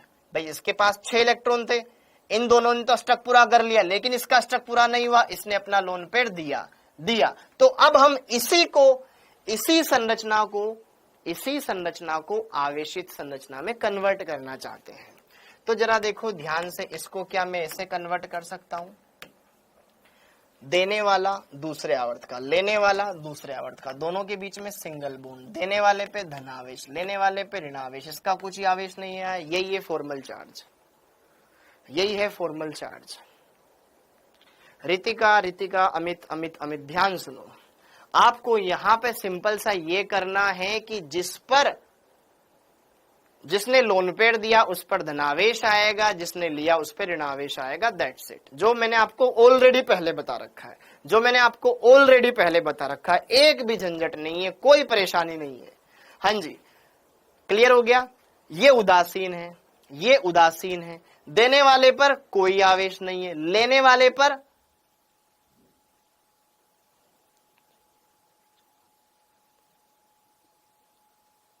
ठीक है। ओके, जरा देख, ध्यान से देखना यार, ध्यान से देख बेटा, एक बार इधर ध्यान से देखो। हाँ जी, ये 3 ऑक्सीजन है, 1 2 3, 1 2 3। इसके पास भी संयोजी कोश में 6 इलेक्ट्रॉन, 1 2 3 4 5 6, 1 2 3 4 5 6। इन दोनों के बीच में डबल बॉन्ड बन गया, इनका तो अष्टक पूरा हो गया। इसके पास भी तो ऐसे 6 इलेक्ट्रॉन थे बाह्यतम कोश में। ओके, तो बंध बनाने के बाद जो आवेश बचता है वही है फॉर्मल चार्ज। तो जरा देखो ध्यान से, यहां पर हमने इनके बीच में डबल बॉन्ड बन गया, अष्टक पूरा हो गया। लेकिन ये बेचारा ऑक्सीजन क्या करेगा, तो उसके लिए इस ऑक्सीजन को अपना लोन पर इसको ट्रांसफर करना पड़ेगा। इसके इलेक्ट्रॉनों का तो कुछ भी हमने टच भी नहीं किया। इसके पास कितने इलेक्ट्रॉन थे, 6, 1 2 3 4 5 6 थे। अब इस उप सहसंयोजक बंध को मैं सहसंयोजक में कन्वर्ट कर रहा हूं। तो यहां पे मैंने बस को ऐसे किया, ये डबल बॉन्ड, और यहां पे लगा दिया सिंगल बॉन्ड। तो यहां पर अगर ऑक्सीजन सिंगल बॉन्ड बनाएगा तो यहां पे जरा देखो ना ध्यान से, दाता ये वाला ऑक्सीजन, ये ग्राही, तो देने वाले पे धनावेश लगाएंगे, लेने वाले पे ऋणावेश लगाएंगे। क्लियर है। और ये उदासीन है, ये बात क्लियर हो गई। तो यहां पे सिंपल सा डायरेक्ट जो मैंने आपको पहले ही बोला हुआ है कि यार ये हमने ऑलरेडी पढ़ा हुआ है, देने वाले पे ये जो उदासीन है, जिसने कुछ दिया न लिया 0, इसने दिया इस वजह से धनावेश, इसने लिया इस वजह से ऋणावेश -1। Okay, clear. और जो क्या घपला बन रहा है, इस घपले को मैं जरूर देख करके आपको जरूर बताऊंगा कि कुछ गलत ना बताऊं, इसलिए मैं यहां पर आपको उस पर रोक दिया। कुछ गलत बताने से बढ़िया है ना उसको रोक दो, ताकि सही तरीके से मैं आपको समझा सकूं। हाँ जी, हर बार तो आ जाता था यार, इस बार कैसे नहीं आया। अब जरा देखो ध्यान से, ये वाली स्ट्रक्चर आप हटा करके ये वाली स्ट्रक्चर आप बना सकते हो। हाँ जी, दोनों वैसे सही है, दोनों में कोई दिक्कत नहीं है। हाँ, अब आगे क्लियर। कोई अनजाने में हो तो वो बात अलग है, अगर जानबूझ करके गलत बताया जाए तो वो बात गलत है। हाँ जी, तो ये इस पे +1, इस पे 0, इस पर -1। ये क्लियर हो गया। तो औपचारिक आवेश यही है। इसी तरीके से अगर मैं आपसे बोलूं NO3- में हर एक परमाणु पर आवेश क्या होगा, NO3- में हर एक परमाणु पर आवेश क्या होगा, वही औपचारिक आवेश है। तो NO3- की अगर हम बात करें तो नाइट्रोजन 3 ऑक्सीजन से जुड़ रहा है, तो केंद्रीय परमाणु नाइट्रोजन हो गया। 3 ऑक्सीजन है, 1 2 3। अब नाइट्रोजन केंद्रीय परमाणु नाइट्रोजन अष्टक का प्रसार कर नहीं सकता। नाइट्रोजन के बाह्यतम कोश में कितने इलेक्ट्रॉन है, 5। अष्टक पूरा करने के लिए कितने चाहिए, 3। तो ये ज्यादा से ज्यादा 3 बंध बनाए। पहले तो 5 में से 3 बंध बना ले, एक किसी के साथ डबल बॉन्ड बनाएगा। -1 है, एक ऑक्सीजन तो डबल बॉन्ड के साथ जुड़ गया। याद करो, जब भी किसी ऋणायन में ऑक्सीजन हो तो ऋणायन तो ऑक्सीजन पे ही आता है। पढ़ाया था मैंने आपको लुईस संरचना बनाने के दौरान। इस ऑक्सीजन पे माइनस है, ये वाला उदासीन वाला था, उदासीन वाला डबल बॉन्ड बनाता है, जिसपे ऋणावेश होता है वो सिर्फ एक बॉन्ड बनाता है। ये वाला बंध इसका बन गया। नाइट्रोजन का अष्टक पूरा हो चुका है। नाइट्रोजन को 3 बंध बनाने थे, हाँ वो उसने बना लिए। ऑक्सीजन को 2 बंध बनाने थे, हाँ वो उसने बना लिए। ये O- था, O- का मतलब इसने एक इलेक्ट्रॉन ले रखा था दूसरे से। ऑक्सीजन के पास टोटल अगर मैं देखूं, ऑक्सीजन के बाह्यतम कोश में 6 इलेक्ट्रॉन होते हैं। एक इलेक्ट्रॉन लेते ही 7 हो गए, तो अष्टक पूरा करने के लिए सिर्फ उसको एक ही बंध बनाने की जरूरत पड़ी।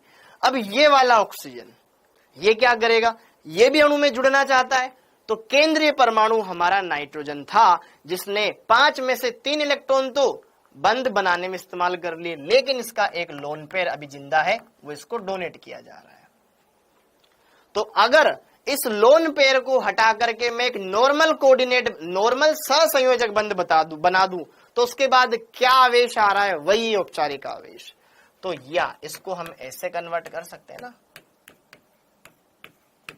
देने वाला दूसरे आवर्त का, लेने वाला तीसरे आवर्त का, सॉरी देने वाला भी दूसरे आवर्त का, लेने वाला भी दूसरे आवर्त का, दोनों दूसरे आवर्त के, दोनों समान आवर्त के, सेकंड पीरियड वाले होंगे, तो सिंपल है, देने वाले पे धनावेश, लेने वाले पे ऋणावेश, ये खत्म।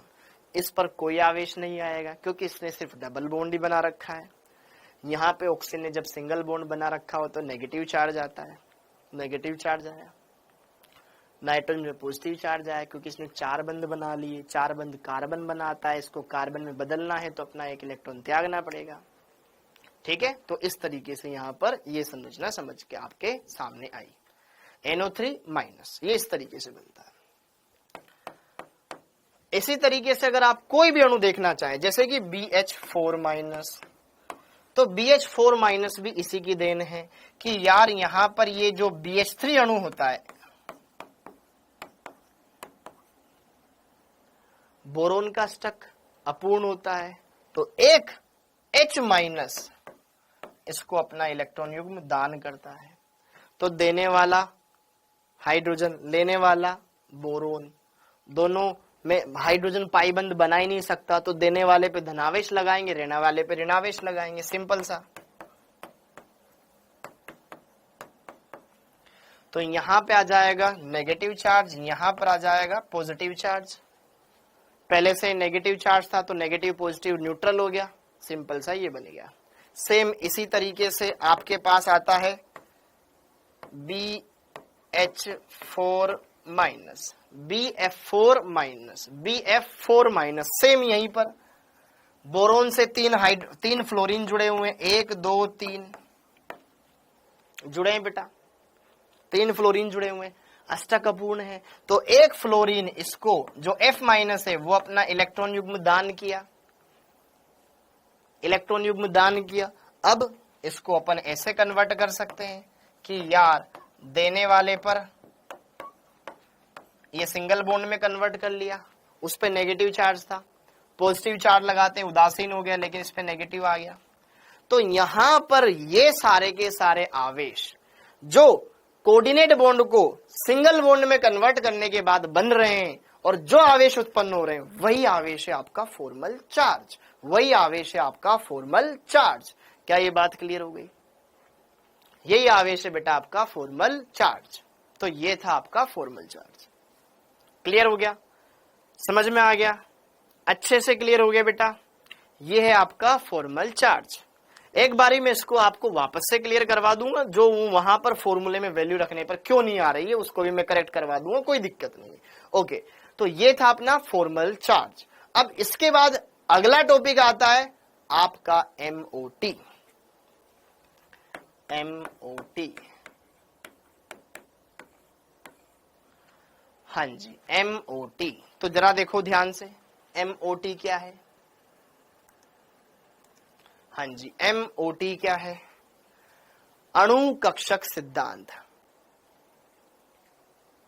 सर फॉर्मूले से, अरे ये रहा तुम्हारा फॉर्मूला यार, फॉर्मूले से भी मैं बता दूंगा, टेंशन मत लो। उसमें क्या चीजें हैं जो वहां पे इनकरेक्ट हो रही है वो भी सही कर लेंगे तो फिर आ जाएगा, कोई टेंशन नहीं है। ठीक है, अमन फॉर्मूले से भी कर लेंगे, कल मैं आपको फॉर्मूले से ही बता देंगे। MOT बहुत इंपॉर्टेंट है। अब जरा देखो ध्यान से यहां पर MOT। अब MOT की बात करें तो MOT के अंदर क्या सीन है, क्या समझे, सारी बातों को क्लियर कर लो एक बार।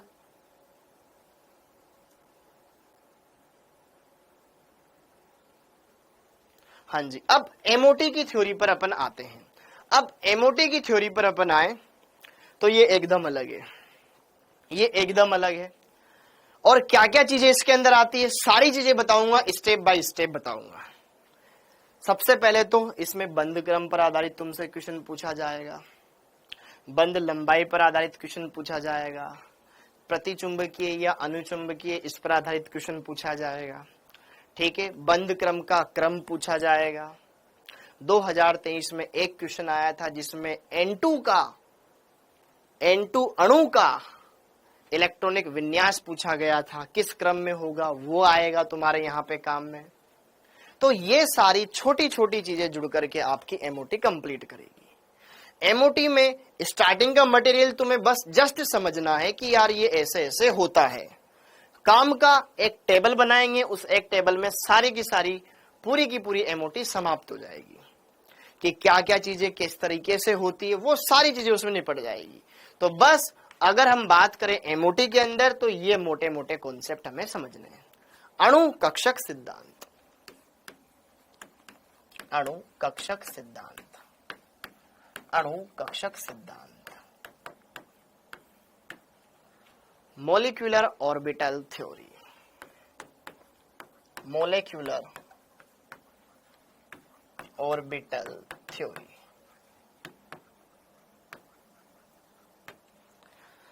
अणु कक्षक सिद्धांत, तो यार जिस तरीके से वीबीटी आई, वीबीटी ने संकरण के बारे में बताया और संकरण से रिलेटेड बताया कि भैया इस अणु की आकृति ऐसी होगी, इस अणु की आकृति ऐसी होगी। लेकिन फिर उसके बाद कौन आया, वेस्पर आया। वेस्पर ने ये बोला कि अगर केंद्रीय परमाणु के ऊपर लोन पेयर होगा तो लोन पेयर आ जाने से अणु की आकृति में, मैं बोलूं ज्यामिति में विकृति आ जाएगी, वो संकरण के अनुसार नहीं रह पाएगी। अच्छा, तो कुल मिलाकर के दोनों सिद्धांतों ने हमें अणु की संरचना के बारे में, उनके बीच के बंद कोणों के बारे में ही बताया। लेकिन अगर आपसे पूछा जाए कि यार इस अणु के चुंबकीय गुण क्या होंगे, है ना, उनके चुंबकीय गुणों की व्याख्या वो सिद्धांत नहीं कर पाया। तो फिर अगला सिद्धांत आया जो कि था एमओटी, अणु कक्षक सिद्धांत, मॉलिक्यूलर ऑर्बिटल थ्योरी, अणु कक्षक सिद्धांत। अब ये सिद्धांत किसने दिया, मॉलिक्यूलर ऑर्बिटल थ्योरी। अगर हम बात करें ये सिद्धांत किसने दिया, तो जरा देखो ध्यान से, ये सिद्धांत दिया था बेटा यहाँ पर हिटलर ने। ये सिद्धांत दिया था आपका मुलिकन ने, ये सिद्धांत दिया था आपका मुलिकन ने, मुलिकन, ये सिद्धांत दिया था आपका मुलिकन ने, कि मुलिकन ने यहां पर कुछ बातें आपके सामने रखी और उन बातों के हिसाब से यहां पर ये अणुकक्षक सिद्धांत दिया। अब अणुकक्षक सिद्धांत में क्या क्या चीजें होती है, हर एक चीज को आपको समझना पड़ेगा, हर एक बात को क्लियर करना पड़ेगा। तो दोनों में एक बार मैं वापस से बताता हूं। जब हमने संकरण पढ़ा, संकरण में हमने ये बोला था कि परमाणुवीय कक्षक, पहले कोई भी परमाणु है, केंद्रीय परमाणु के परमाणुवीय कक्षकों में आपस में संकरण होगा और संकरण होने के बाद नए संकृत कक्षक बनेंगे, फिर वे अतिव्यापन में भाग लेंगे। क्या मेरी बात समझ में आ रही है? हमने संकरण और अतिव्यापन में यह पढ़ा था कि संकरण केंद्रीय परमाणु के अंदर होगा, संकरण होने के पश्चात फिर बंध बनेगा। यहां पर अलग है, यहां पर क्या है, यहां पर भी अगर हम बात करें मुलिकन में 1 by 1, जैसे कि एक उदाहरण लेकर के मैं आपको समझाता हूं। जैसे कि अगर मैं बात करूं H2 अणु के बारे में, यार H2 अणु का निर्माण कैसे होगा? H2 अणु का निर्माण बिल्कुल हाइड्रोजन और हाइड्रोजन परमाणु मिलकर के होगा। बीबीटी में या इससे पहले हमने जो भी सिद्धांत पढ़ा उसमें हम ये बोलते थे कि बंध निर्माण में केवल बाह्यतम कोश के इलेक्ट्रॉन भाग लेंगे, यहाँ पे सारे ही लेंगे ठोक करके। इस परमाणु के अंदर जितने कक्षक है, इस परमाणु के अंदर जितने कक्षक है, सब बंध निर्माण में भाग लेंगे।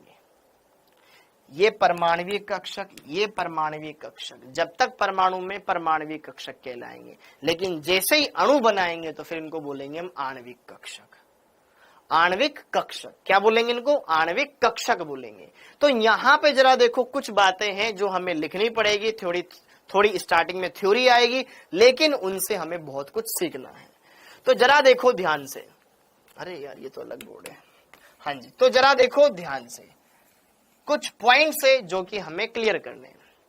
एमओटी के अनुसार, एमओटी के अनुसार, एमओटी के अनुसार परमाणुवीय कक्षक अति व्यापन द्वारा आणविक कक्षकों का निर्माण करते हैं। वहां पर संकृत कक्षक बनते थे, फिर वो बंद बनाते थे और वो नॉर्मल ही रहता था और कुछ नहीं होता था। यहां पर क्या होगा, एमओटी के अनुसार परमाणुवीय कक्षक भाग लेकर के आणविक कक्षक बनाएंगे। परमाणुवीय कक्षक, परमाणुवीय कक्षक अति व्यापन द्वारा, अति व्यापन द्वारा, अति व्यापन द्वारा आणविक कक्षकों का निर्माण करते हैं। आणविक कक्षकों का निर्माण करते हैं।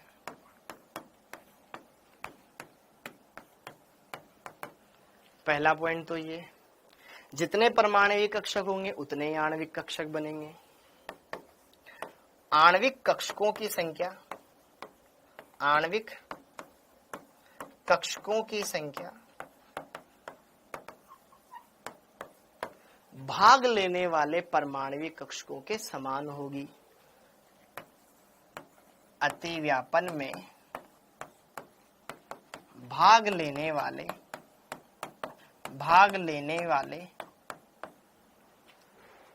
परमाणुवीय कक्षकों के समान होगी। परमाणुवीय कक्षकों के समान होगी, कक्षकों के समान होगी। जितने एटॉमिक ऑर्बिटल होंगे उतने ही मॉलिक्यूलर ऑर्बिटल बनेंगे।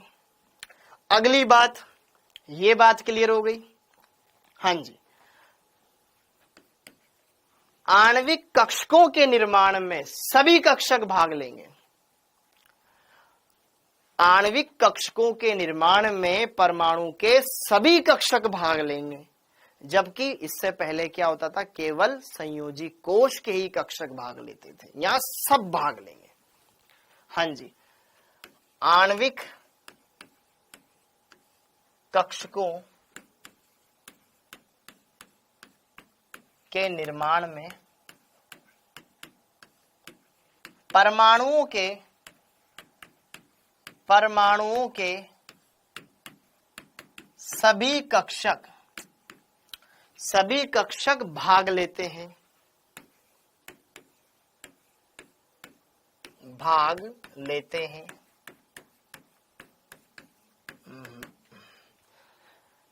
ओके, 1s के साथ, 2s के साथ, 3s के साथ, ऐसे अतिव्यापन चलता रहेगा। ठीक है, आणविक कक्षकों के निर्माण में परमाणुओं के सभी कक्षक भाग लेते हैं। ओके, हाँ जी। अब अगला पॉइंट, परमाणुवीय कक्षक अति व्यापन करके दो प्रकार के आणविक कक्षक बनाते हैं।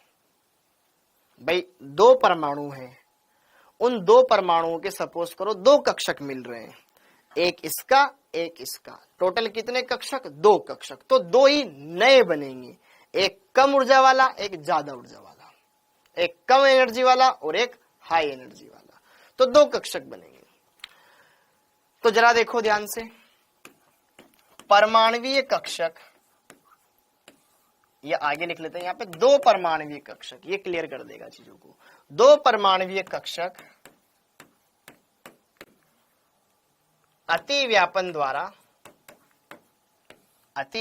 द्वारा दो आणविक कक्षकों का निर्माण करते हैं, आणविक कक्षकों का निर्माण करते हैं।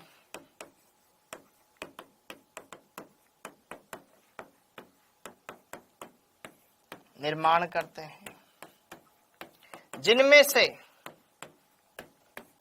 एक कम ऊर्जा वाला कक्षक, जिसकी ऊर्जा कम होती है बेटा, वो कहलाता है बंधीय आणविक कक्षक। बंधीय आणविक कक्षक, बंधीय आणविक कक्षक, बॉन्डिंग मोलेक्युलर ऑर्बिटल। बंधीय आणविक कक्षक, बॉन्डिंग मॉलिक्यूलर ऑर्बिटल, ठीक है, जिनमें एक कम ऊर्जा वाला कक्षक बंधीय आणविक कक्षक बीएमओ बॉन्डिंग मॉलिक्यूलर ऑर्बिटल, एवं एक अधिक ऊर्जा वाला कक्षक, एक अधिक ऊर्जा वाला कक्षक विपरीत बंधीय आणविक कक्षक, विपरीत बंधीय आणविक कक्षक, विपरीत बंधीय आणविक कक्षक कहलाता है। आणविक कक्षक इसको बोला जाता है anti bonding molecular orbital, anti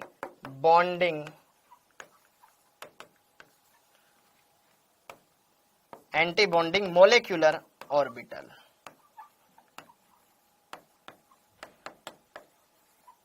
orbital कहलाता है। बस हाँ जी, जरा देखो ध्यान से, दो तरह के कक्षक बनेंगे जब भी दो परमाणु आपस में भाग लेंगे। एक होगा कम ऊर्जा वाला बॉन्डिंग, एक होगा अधिक ऊर्जा वाला एंटी बॉन्डिंग। तो यहाँ पे टोटल आपको दो तरह के कक्षक मिलेंगे, फटाफट से लिख लो। एक होता है बॉन्डिंग, दूसरा होता है एंटी बॉन्डिंग। जनरली ये दो ही बनते हैं, एक होता है बॉन्डिंग, दूसरा होता है एंटी बॉन्डिंग।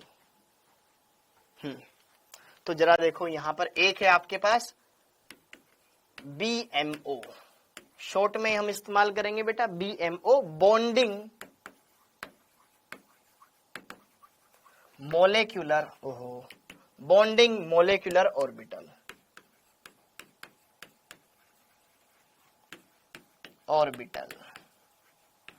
और दूसरा होगा आपका ABMO, anti bonding molecular orbital.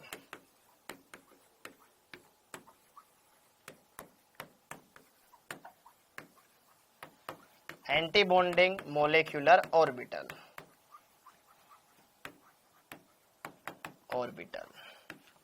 आधा काम ये खत्म। अब जरा देखो ध्यान से, किस तरीके से परमाणविक कक्षक आपस में संयोजन करके ये दो अलग अलग कक्षक बनाते हैं। अब हम ये समझेंगे किस तरीके से दो परमाणविक कक्षक किस तरीके से संयोजन करते हैं और आणविक कक्षक बनाते हैं। आइए चलिए अब हम यहाँ पर ये समझेंगे। तो अब अगला पड़ाव है परमाणविक कक्षकों का संयोजन, और जनरली अपन यहाँ पे इस्तेमाल करते हैं linear combination of atomic orbital, परमाणविक कक्षकों का रेखीय संयोजन। तो अब यहाँ पर परमाणविक कक्षक किस तरीके से एक दूसरे के साथ रिलेट होते हैं, किस तरीके से सिग्मा बंध, पाई बंध, या फिर आपने इनको कुछ अलग तरीके से सुना होगा, वो कैसे बनते हैं, सारी चीजें अपन यहाँ पे डिस्कस करेंगे। तो वो चीजें हम देख लेते हैं। फिर बीएमओ और एबीएमओ को कैसे अलग अलग तरीके से प्रदर्शित किया जाता है, नॉर्मल या स्टार वाले, वो सब चीजें अपन यहाँ पे देखेंगे। तो अब यहाँ पर आपको समझना पड़ेगा परमाणवीय कक्षकों का रेखीय संयोजन,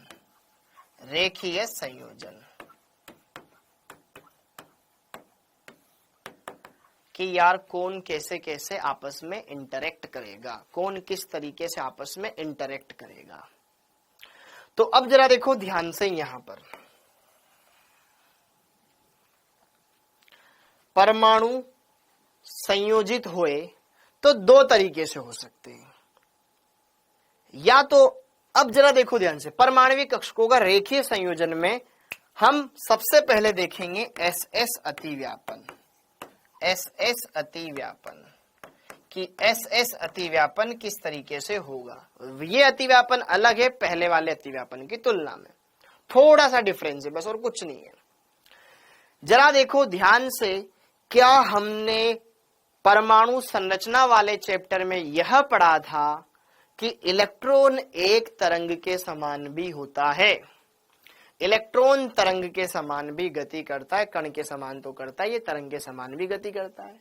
और कक्षक कहीं ना कहीं कक्षक क्या बताते हैं, इलेक्ट्रॉन अब्र को बताते हैं कि यार इलेक्ट्रॉन अब्र कितना फैला हुआ है, इलेक्ट्रॉनों का फैलाव कितना ज्यादा है। जैसे कि आपने कभी देखा होगा आसमान में जब पक्षी उड़ते हैं तो हमेशा झुंड में उड़ते हैं। जैसे ही कबूतर होंगे तो सारे कबूतर एक साथ, इधर से उधर, इधर से उधर, इधर से उधर, इधर से उधर, मतलब उनका फैलाव एक फिक्स डिजाइन होती है ना। आपने देखा होगा ज्यादा यहाँ पे सबसे आगे आगे आगे आगे आगे होगा उनका लीडर, फिर यहाँ पर इस तरीके से वो इस तरीके से ज्यादातर पक्षी उड़ते हैं, तो उनका एक फैलाव है। तो उसी तरीके से बेटा यहां पर अगर हम बात करें जो एस एस अतिव्यापन है, उनमें अगर मैं बात करूं परमाणविक कक्षकों का, तो इनका फैलाव कुछ इस तरीके से होता है गोलाकार आकृति में। अब है तो तरंग, तरंग का तो क्या होता है, फेज होता है, मतलब उसकी अवस्था होती है। कैसे मतलब, अगर इसके लाइन के ऊपर तो प्लस, नीचे तो minus, plus minus plus minus, इस तरीके से चलती जाएगी। तो हर एक जो कक्षक है उसकी भी अलग अलग फेज होगी। एस कक्षक में तो कोई पालियां ही नहीं होती है, तो ये पूरा का पूरा धनावेशित या ऋणावेशित रहेगा। प्लस या माइनस सिर्फ अवस्था को बता रहे हैं और कुछ नहीं बता रहे, आवेश नहीं बता रहे। तो जरा देखो ध्यान से, तो यहां पर एस एस अतिव्यापन, अगर दोनों के दोनों एस कक्षक समान फेज में मिले, समान दिशा में मिले, जैसे कि ये पॉजिटिव फेज में और ये भी पॉजिटिव फेज में, तो समान फेज में, अरे यार थोड़ा छोटा बन गया, समान फेज में जब अतिव्यापन होगा, ये प्लस कोई नाभिक नहीं है, ये भी एक एस कक्षक है, ये भी एक एस कक्षक है। जब समान फेज में मिलेगा तो ज्यादा अच्छा अतिव्यापन होगा। जैसे कि जब एक तरंग, ये एक तरंग है और दूसरी तरंग सेम इसी के ऊपर आ जाए, प्लस के ऊपर प्लस, माइनस के ऊपर माइनस, प्लस के ऊपर प्लस, तो एक तरंग के ऊपर सेम उसी फेस की तरंग आ जाए तो वहां पर इलेक्ट्रॉनों का घनत्व और ज्यादा बढ़ जाता है, ये और बड़ी तरंग बन जाएगी, प्लस माइनस प्लस। ये आप पढ़ोगे व्यतिकरण फिजिक्स में भी आएगा ये, ठीक है। तो जब एक तरंग दूसरी तरंग के ऊपर अध्यारोपित होगी, एक बड़ी तरंग बन जाएगी, समपोषी व्यतिकरण, विनाशी व्यतिकरण, ऐसे फिजिक्स में आप शब्द सुनोगे। तो यहाँ पे जब एक तरंग दूसरी तरंग के ऊपर अध्यारोपित हो जाती है और इस तरीके से कि इसका प्लस वाला फेज इसके प्लस वाले के साथ, इसका माइनस वाला फेज माइनस वाले के साथ और प्लस वाला प्लस वाले के साथ अध्यारोपित हो जाए तो एक बड़ी तरंग बन जाएगी। तो सेम उसी तरीके से जब दो समान फेज वाले, चाहे प्लस प्लस वाले होते या माइनस माइनस वाले होते, एस एस कक्षक आपस में जुड़ेंगे, तो यहां पे जरा देखो ध्यान से, यहां पर क्या होगा, यहां पर एक बड़ा कक्षक बन जाएगा। ये इसका अलग अलग फेज, ये दोनों के इलेक्ट्रॉन, इस तरीके से हम इस तरीके से दर्शाएंगे। तो यहां पर ये एस कक्षक, इसका एक इलेक्ट्रॉन मान लो ये रहा, ये दूसरा एस कक्षक, इसका एक इलेक्ट्रॉन मान लो ये रहा, ये प्लस प्लस इनकी प्रावस्था है, तो ये दो इलेक्ट्रॉन इस एस कक्षक इस एस कक्षक के बीच में आके रहेंगे कुछ इस तरीके से, और यहां पे बनेगा सिग्मा बंद, जो कि एक नॉर्मल एस एस अतिव्यापन द्वारा बना है। और अगर यहीं पर दोनों की अवस्थाएं में बदल दूं बेटा, दोनों की अवस्थाएं में बदल दूं, एक को प्लस वाला ले लूं, एक को माइनस वाला ले लूं, दोनों एक दूसरे से दूर भागेंगे। जैसे कि ध्यान से देखो अगला पेज पे, ये प्लस वाला इस कक्षक है और ये माइनस वाला इस कक्षक है, ये माइनस वाला इस कक्षक, ये इसका इलेक्ट्रॉन, ये इसका इलेक्ट्रॉन, तो इन दोनों में क्या होगा, एक दूसरे से टकरावट होगी, एक दूसरे से दूर भागेंगे। बस इसका इलेक्ट्रॉन इसके इलेक्ट्रॉन के नजदीक आने की, क्योंकि बंद बनेगा ना, तो बंद में इलेक्ट्रॉन तो पास आएगा, लेकिन इनका ये जो इलेक्ट्रॉन क्लाउड है वो थोड़ा इस दिशा में फैल जाएगा। ये इसका इलेक्ट्रॉन, यहां पर एक नोड आएगा, ये दूसरे का इलेक्ट्रॉन, इस तरीके से। तो ये भी सिग्मा बंदी है एक तरह का, लेकिन अपोजिट फेज में मिलेंगे तो यहां पर इलेक्ट्रॉन घनत्व घट जाएगा, यहां पर बढ़ गया, यहां पर कम हो गया। यह है आपके पास अधिक ऊर्जा वाला सिग्मा बंध, सिग्मा स्टार। कम ऊर्जा वाला ये ज्यादा ऊर्जा वाला। क्यों? क्योंकि इलेक्ट्रॉन घनत्व कम हो गया बंध बनाने के बाद, और यहां पे इलेक्ट्रॉन घनत्व बढ़ गया। समझ में आया? तो जो ज्यादा इलेक्ट्रॉन घनत्व वाले कक्षक होते हैं ये होते हैं आपके बीएमओ कक्षक, बॉन्डिंग मॉलिक्यूलर ऑर्बिटल। और जो सिग्मा तो यहां पे भी बना एसएस अतिव्यापन द्वारा, लेकिन ये कैसा बना? कम इलेक्ट्रॉन घनत्व वाला। मतलब यहां इलेक्ट्रॉन घनत्व बहुत कम है, मतलब इस कक्षक की ऊर्जा बहुत ज्यादा रही होगी, तो अधिक ऊर्जा वाला कहलाता है आपका एंटी बॉन्डिंग मॉलिक्यूलर ऑर्बिटल। धीरे धीरे आपको इसमें चीजें क्लियर होगी। प्लस और माइनस नहीं मिलेगा, प्लस और माइनस जैसे यहां पे मिला ये इस तरीके से हो जाएगा। मतलब ये केस तो बहुत ही कम होने के चांस होते हैं। प्लस प्लस वाला मिले या माइनस माइनस वाला मिले वो है समान फेज अतिव्यापन। अपोजिट फेज वाला मिले तो ऐसे यहां पर बीच में एक नोड आ जाएगा, एक तल आ जाएगा, ये नोडल प्लेन आ गया। अब इसी प्रकार से अगला, इसी प्रकार से अगला, जैसे कि हाँ जी ये एसएस हो गया। दूसरा आता है आपके पास पीपी अतिव्यापन, पीपी अतिव्यापन। हाँ जी पीपी अतिव्यापन। तो पीपी अतिव्यापन द्वारा सिग्मा बंध भी बनता है और पीपी अतिव्यापन द्वारा पाई बंध भी बनता है। तो हमें यही देखने है बस। तो जरा देखो ध्यान से, अगर हम बात करें अक्षों के अनुदिश अतिव्यापन, तो ये प्लस वाली फेज एक बार माइनस वाली फेज, प्लस वाली माइनस वाली पाली। तो अगर दोनों बार अतिव्यापन समान पाली से हो, समान फेज वाली हो, अगर ये वाली पाली प्लस की, ये वाली माइनस की, ये वाली प्लस की, ये वाली माइनस की, अगर प्लस वाली के साथ मिल रही है तो इलेक्ट्रॉन घनत्व तो बढ़ जाएगा जब बंध बनेगा। तो जरा देखो ध्यान से, यहां पर इसको अपन इस तरीके से दर्शाते हैं।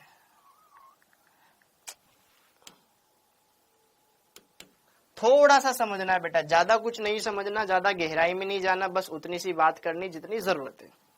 ओके, यहां पे जरा देखो ध्यान से, ये बड़ी पाली और फिर यहाँ पे एक छोटी पाली ऐसे बना लेना। अगल बगल में छोटी पाली तो ये माइनस वाला इधर, ये माइनस वाली पाली इधर, ये प्लस प्लस वाली बीच में। यहाँ पे इलेक्ट्रॉन घनत्व तो बढ़ गया, इलेक्ट्रॉन बीच में आ गए। जब पॉजिटिव पॉजिटिव मिलेगा तो यहां पर अक्ष के अनुदिश अतिव्यापन हो रहा है, तो ये बनेगा सिग्मा बंध और सिग्मा पीपी।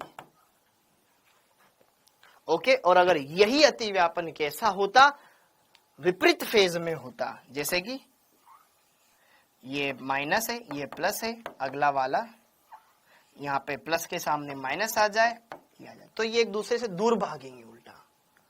और दूर भागने का मतलब है कि इलेक्ट्रॉन घनत्व अभी सब जगह बराबर है, लेकिन ये प्लस और माइनस एक दूसरे से दूर भागेंगे। ये आवेश नहीं है, सिर्फ अवस्थाएं, फेज है। तो यहां पे क्या होगा, ऐसा सीन बन जाएगा कि यार इलेक्ट्रॉन घनत्व इधर इधर बहुत कम, फिर यहाँ पे एक नोडल तल आ जाएगा, इलेक्ट्रॉन घनत्व इधर से पीछे चला गया, ऐसी अवस्था बन जाएगी। तो यहाँ पे ये वाला और ये प्लस वाला फेज, ये माइनस वाला, ये प्लस वाला फेज, ऐसा हो जाएगा। तो ये भी सिग्मा बंध है पीपी अतिव्यापन द्वारा, लेकिन ऐसा बना है जिसमें इलेक्ट्रॉन घनत्व घट गया। तो दो कक्षक बन रहे हैं हर बार, ये दोनों मिल रहे हैं, तो इन दोनों के मिलने के चांस दो तरीके के हो सकते हैं, इसलिए दो ही, जितने कक्षक भाग लेते हैं उतने ही बन रहे हैं यार। या तो ये दोनों समान फेज में मिल जाए, पॉजिटिव पॉजिटिव में, या नेगेटिव नेगेटिव में, या फिर पॉजिटिव नेगेटिव में मिल जाए। तो यहां पे अधिक घनत्व वाला, ये कम घनत्व वाला, यही आपके पास सिग्मा स्टार, ये है आपके पास ABMO, ABMO, ये है आपके पास BMO। ये दोनों सिग्मा बंध बना रहे हैं, ऐसे ही पाई बंध बनाएंगे। अभी फटाफट से उनको निपटा लेते हैं। ये क्लियर कर लो एक बार। प्लस माइनस अवस्था को बता रहा है, यहां पर प्लस एवं माइनस क्या बता रहा है, ये अवस्था को बता रहा है। अवस्था, तरंग की अवस्था,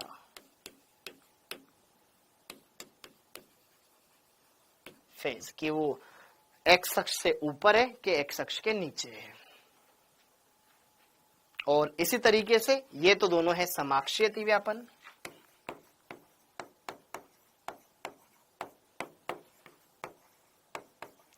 और इससे ज्यादा डेप्थ में तुम्हारे आता नहीं है, इससे ज्यादा डेप्थ में तुम्हारे आता नहीं है। हाँ जी, अब पीपी समपार्श्वी अतिव्यापन। अगर मैं यहां पर पाई बंद बनाना चाहूं, ये पी कक्षक, एक प्लस वाली पाली, एक माइनस वाली पाली, तो अगर प्लस वाली पाली का अतिव्यापन प्लस वाली के साथ, माइनस वाली पाली का अतिव्यापन माइनस वाली पाली के साथ तो समान, तो यहां पर क्या होगा, ये भी एक पी कक्षक है बेटा और ये भी एक पी कक्षक है, तो पी कक्षकों के बीच में यहां पर अतिव्यापन होगा, तो समान फेज के साथ अतिव्यापन करेगी। तो जैसे कि देखो ध्यान से, अगर हम यहां पर अतिव्यापन दिखाते थे तो ऐसे दिखाते थे पहले, याद है, ये तो पहले वाला अतिव्यापन था, कोई दिक्कत नहीं इसमें बताने में, मेरे को ऐसे कोई दिक्कत नहीं। लेकिन अब इसको अपन ऐसे दिखाएंगे कि यार यहां पर ये एक नोडल तल आ जाएगा, ओके, ये आधा इलेक्ट्रॉन घनत्व ऊपर चला गया, आधा इलेक्ट्रॉन घनत्व नीचे चला गया, प्लस वाला प्लस वाले के साथ, माइनस वाला माइनस वाले के साथ, तो ये इस तरीके से यहां पर पाई बंद बनता है, इस तरीके से यहां पर पाई बंद बनता है, और ये पाई बंद पी और पी कक्षकों के मिलने से बना, ठीक है। लेकिन प्लस वाली पाली प्लस वाली के साथ, माइनस वाली पाली माइनस वाली के साथ, तो समान पालियों के बीच में अतिव्यापन हुआ है, तो यहां पर जो पाई बंद बनेगा वो एक बीएमओ वाला बनेगा, बॉन्डिंग मोलिकुलर ऑर्बिटल बनेगा, इसलिए सिर्फ पाई लिखा। और अगर मैं यहां पर पालियों का अवस्था बदल देता, प्लस के सामने माइनस, माइनस के सामने प्लस ले आता, तो अब ये इलेक्ट्रॉन घनत्व एक दूसरे से दूर भागेगा, ठीक है। तो यहां पर ये तो इनका नोडल तल, लेकिन ये भी एक दूसरे से दूर भागेंगे, ये इधर ये इधर, ये उधर और ये इधर, इस तरीके से। तो एक नोडल तल तो ये रहा, एक नोडल तल ये आ गया है, तो ये प्लस वाला पास आने के बजाय उल्टा दूर हो गया, माइनस वाला पास आने के बजाय उल्टा दूर हो गया, तो यहां पर ये भी एक प्रकार का पाई बंद है, लेकिन इसको बोलेंगे अपन पाई स्टार। ये पीपी अतिव्यापन द्वारा बनता है, ठीक है, ये ABMO। तो बस इन दोनों को बताने का, इन भाई सिग्मा बंद और पाई बंद, इनको बताने का बस यही एक था औचित्य, कि आप समझ सकें कि यार जो सिग्मा होता है वो किस तरीके से बनता है और सिग्मा स्टार किस तरीके से बनता है, बस और कुछ नहीं। ये आप समझ लोगे तो आगे आपको ये सारी चीजें क्लियर हो जाएगी, ओके। और इसके बाद की बातें फिर अपन अगली क्लास में करेंगे।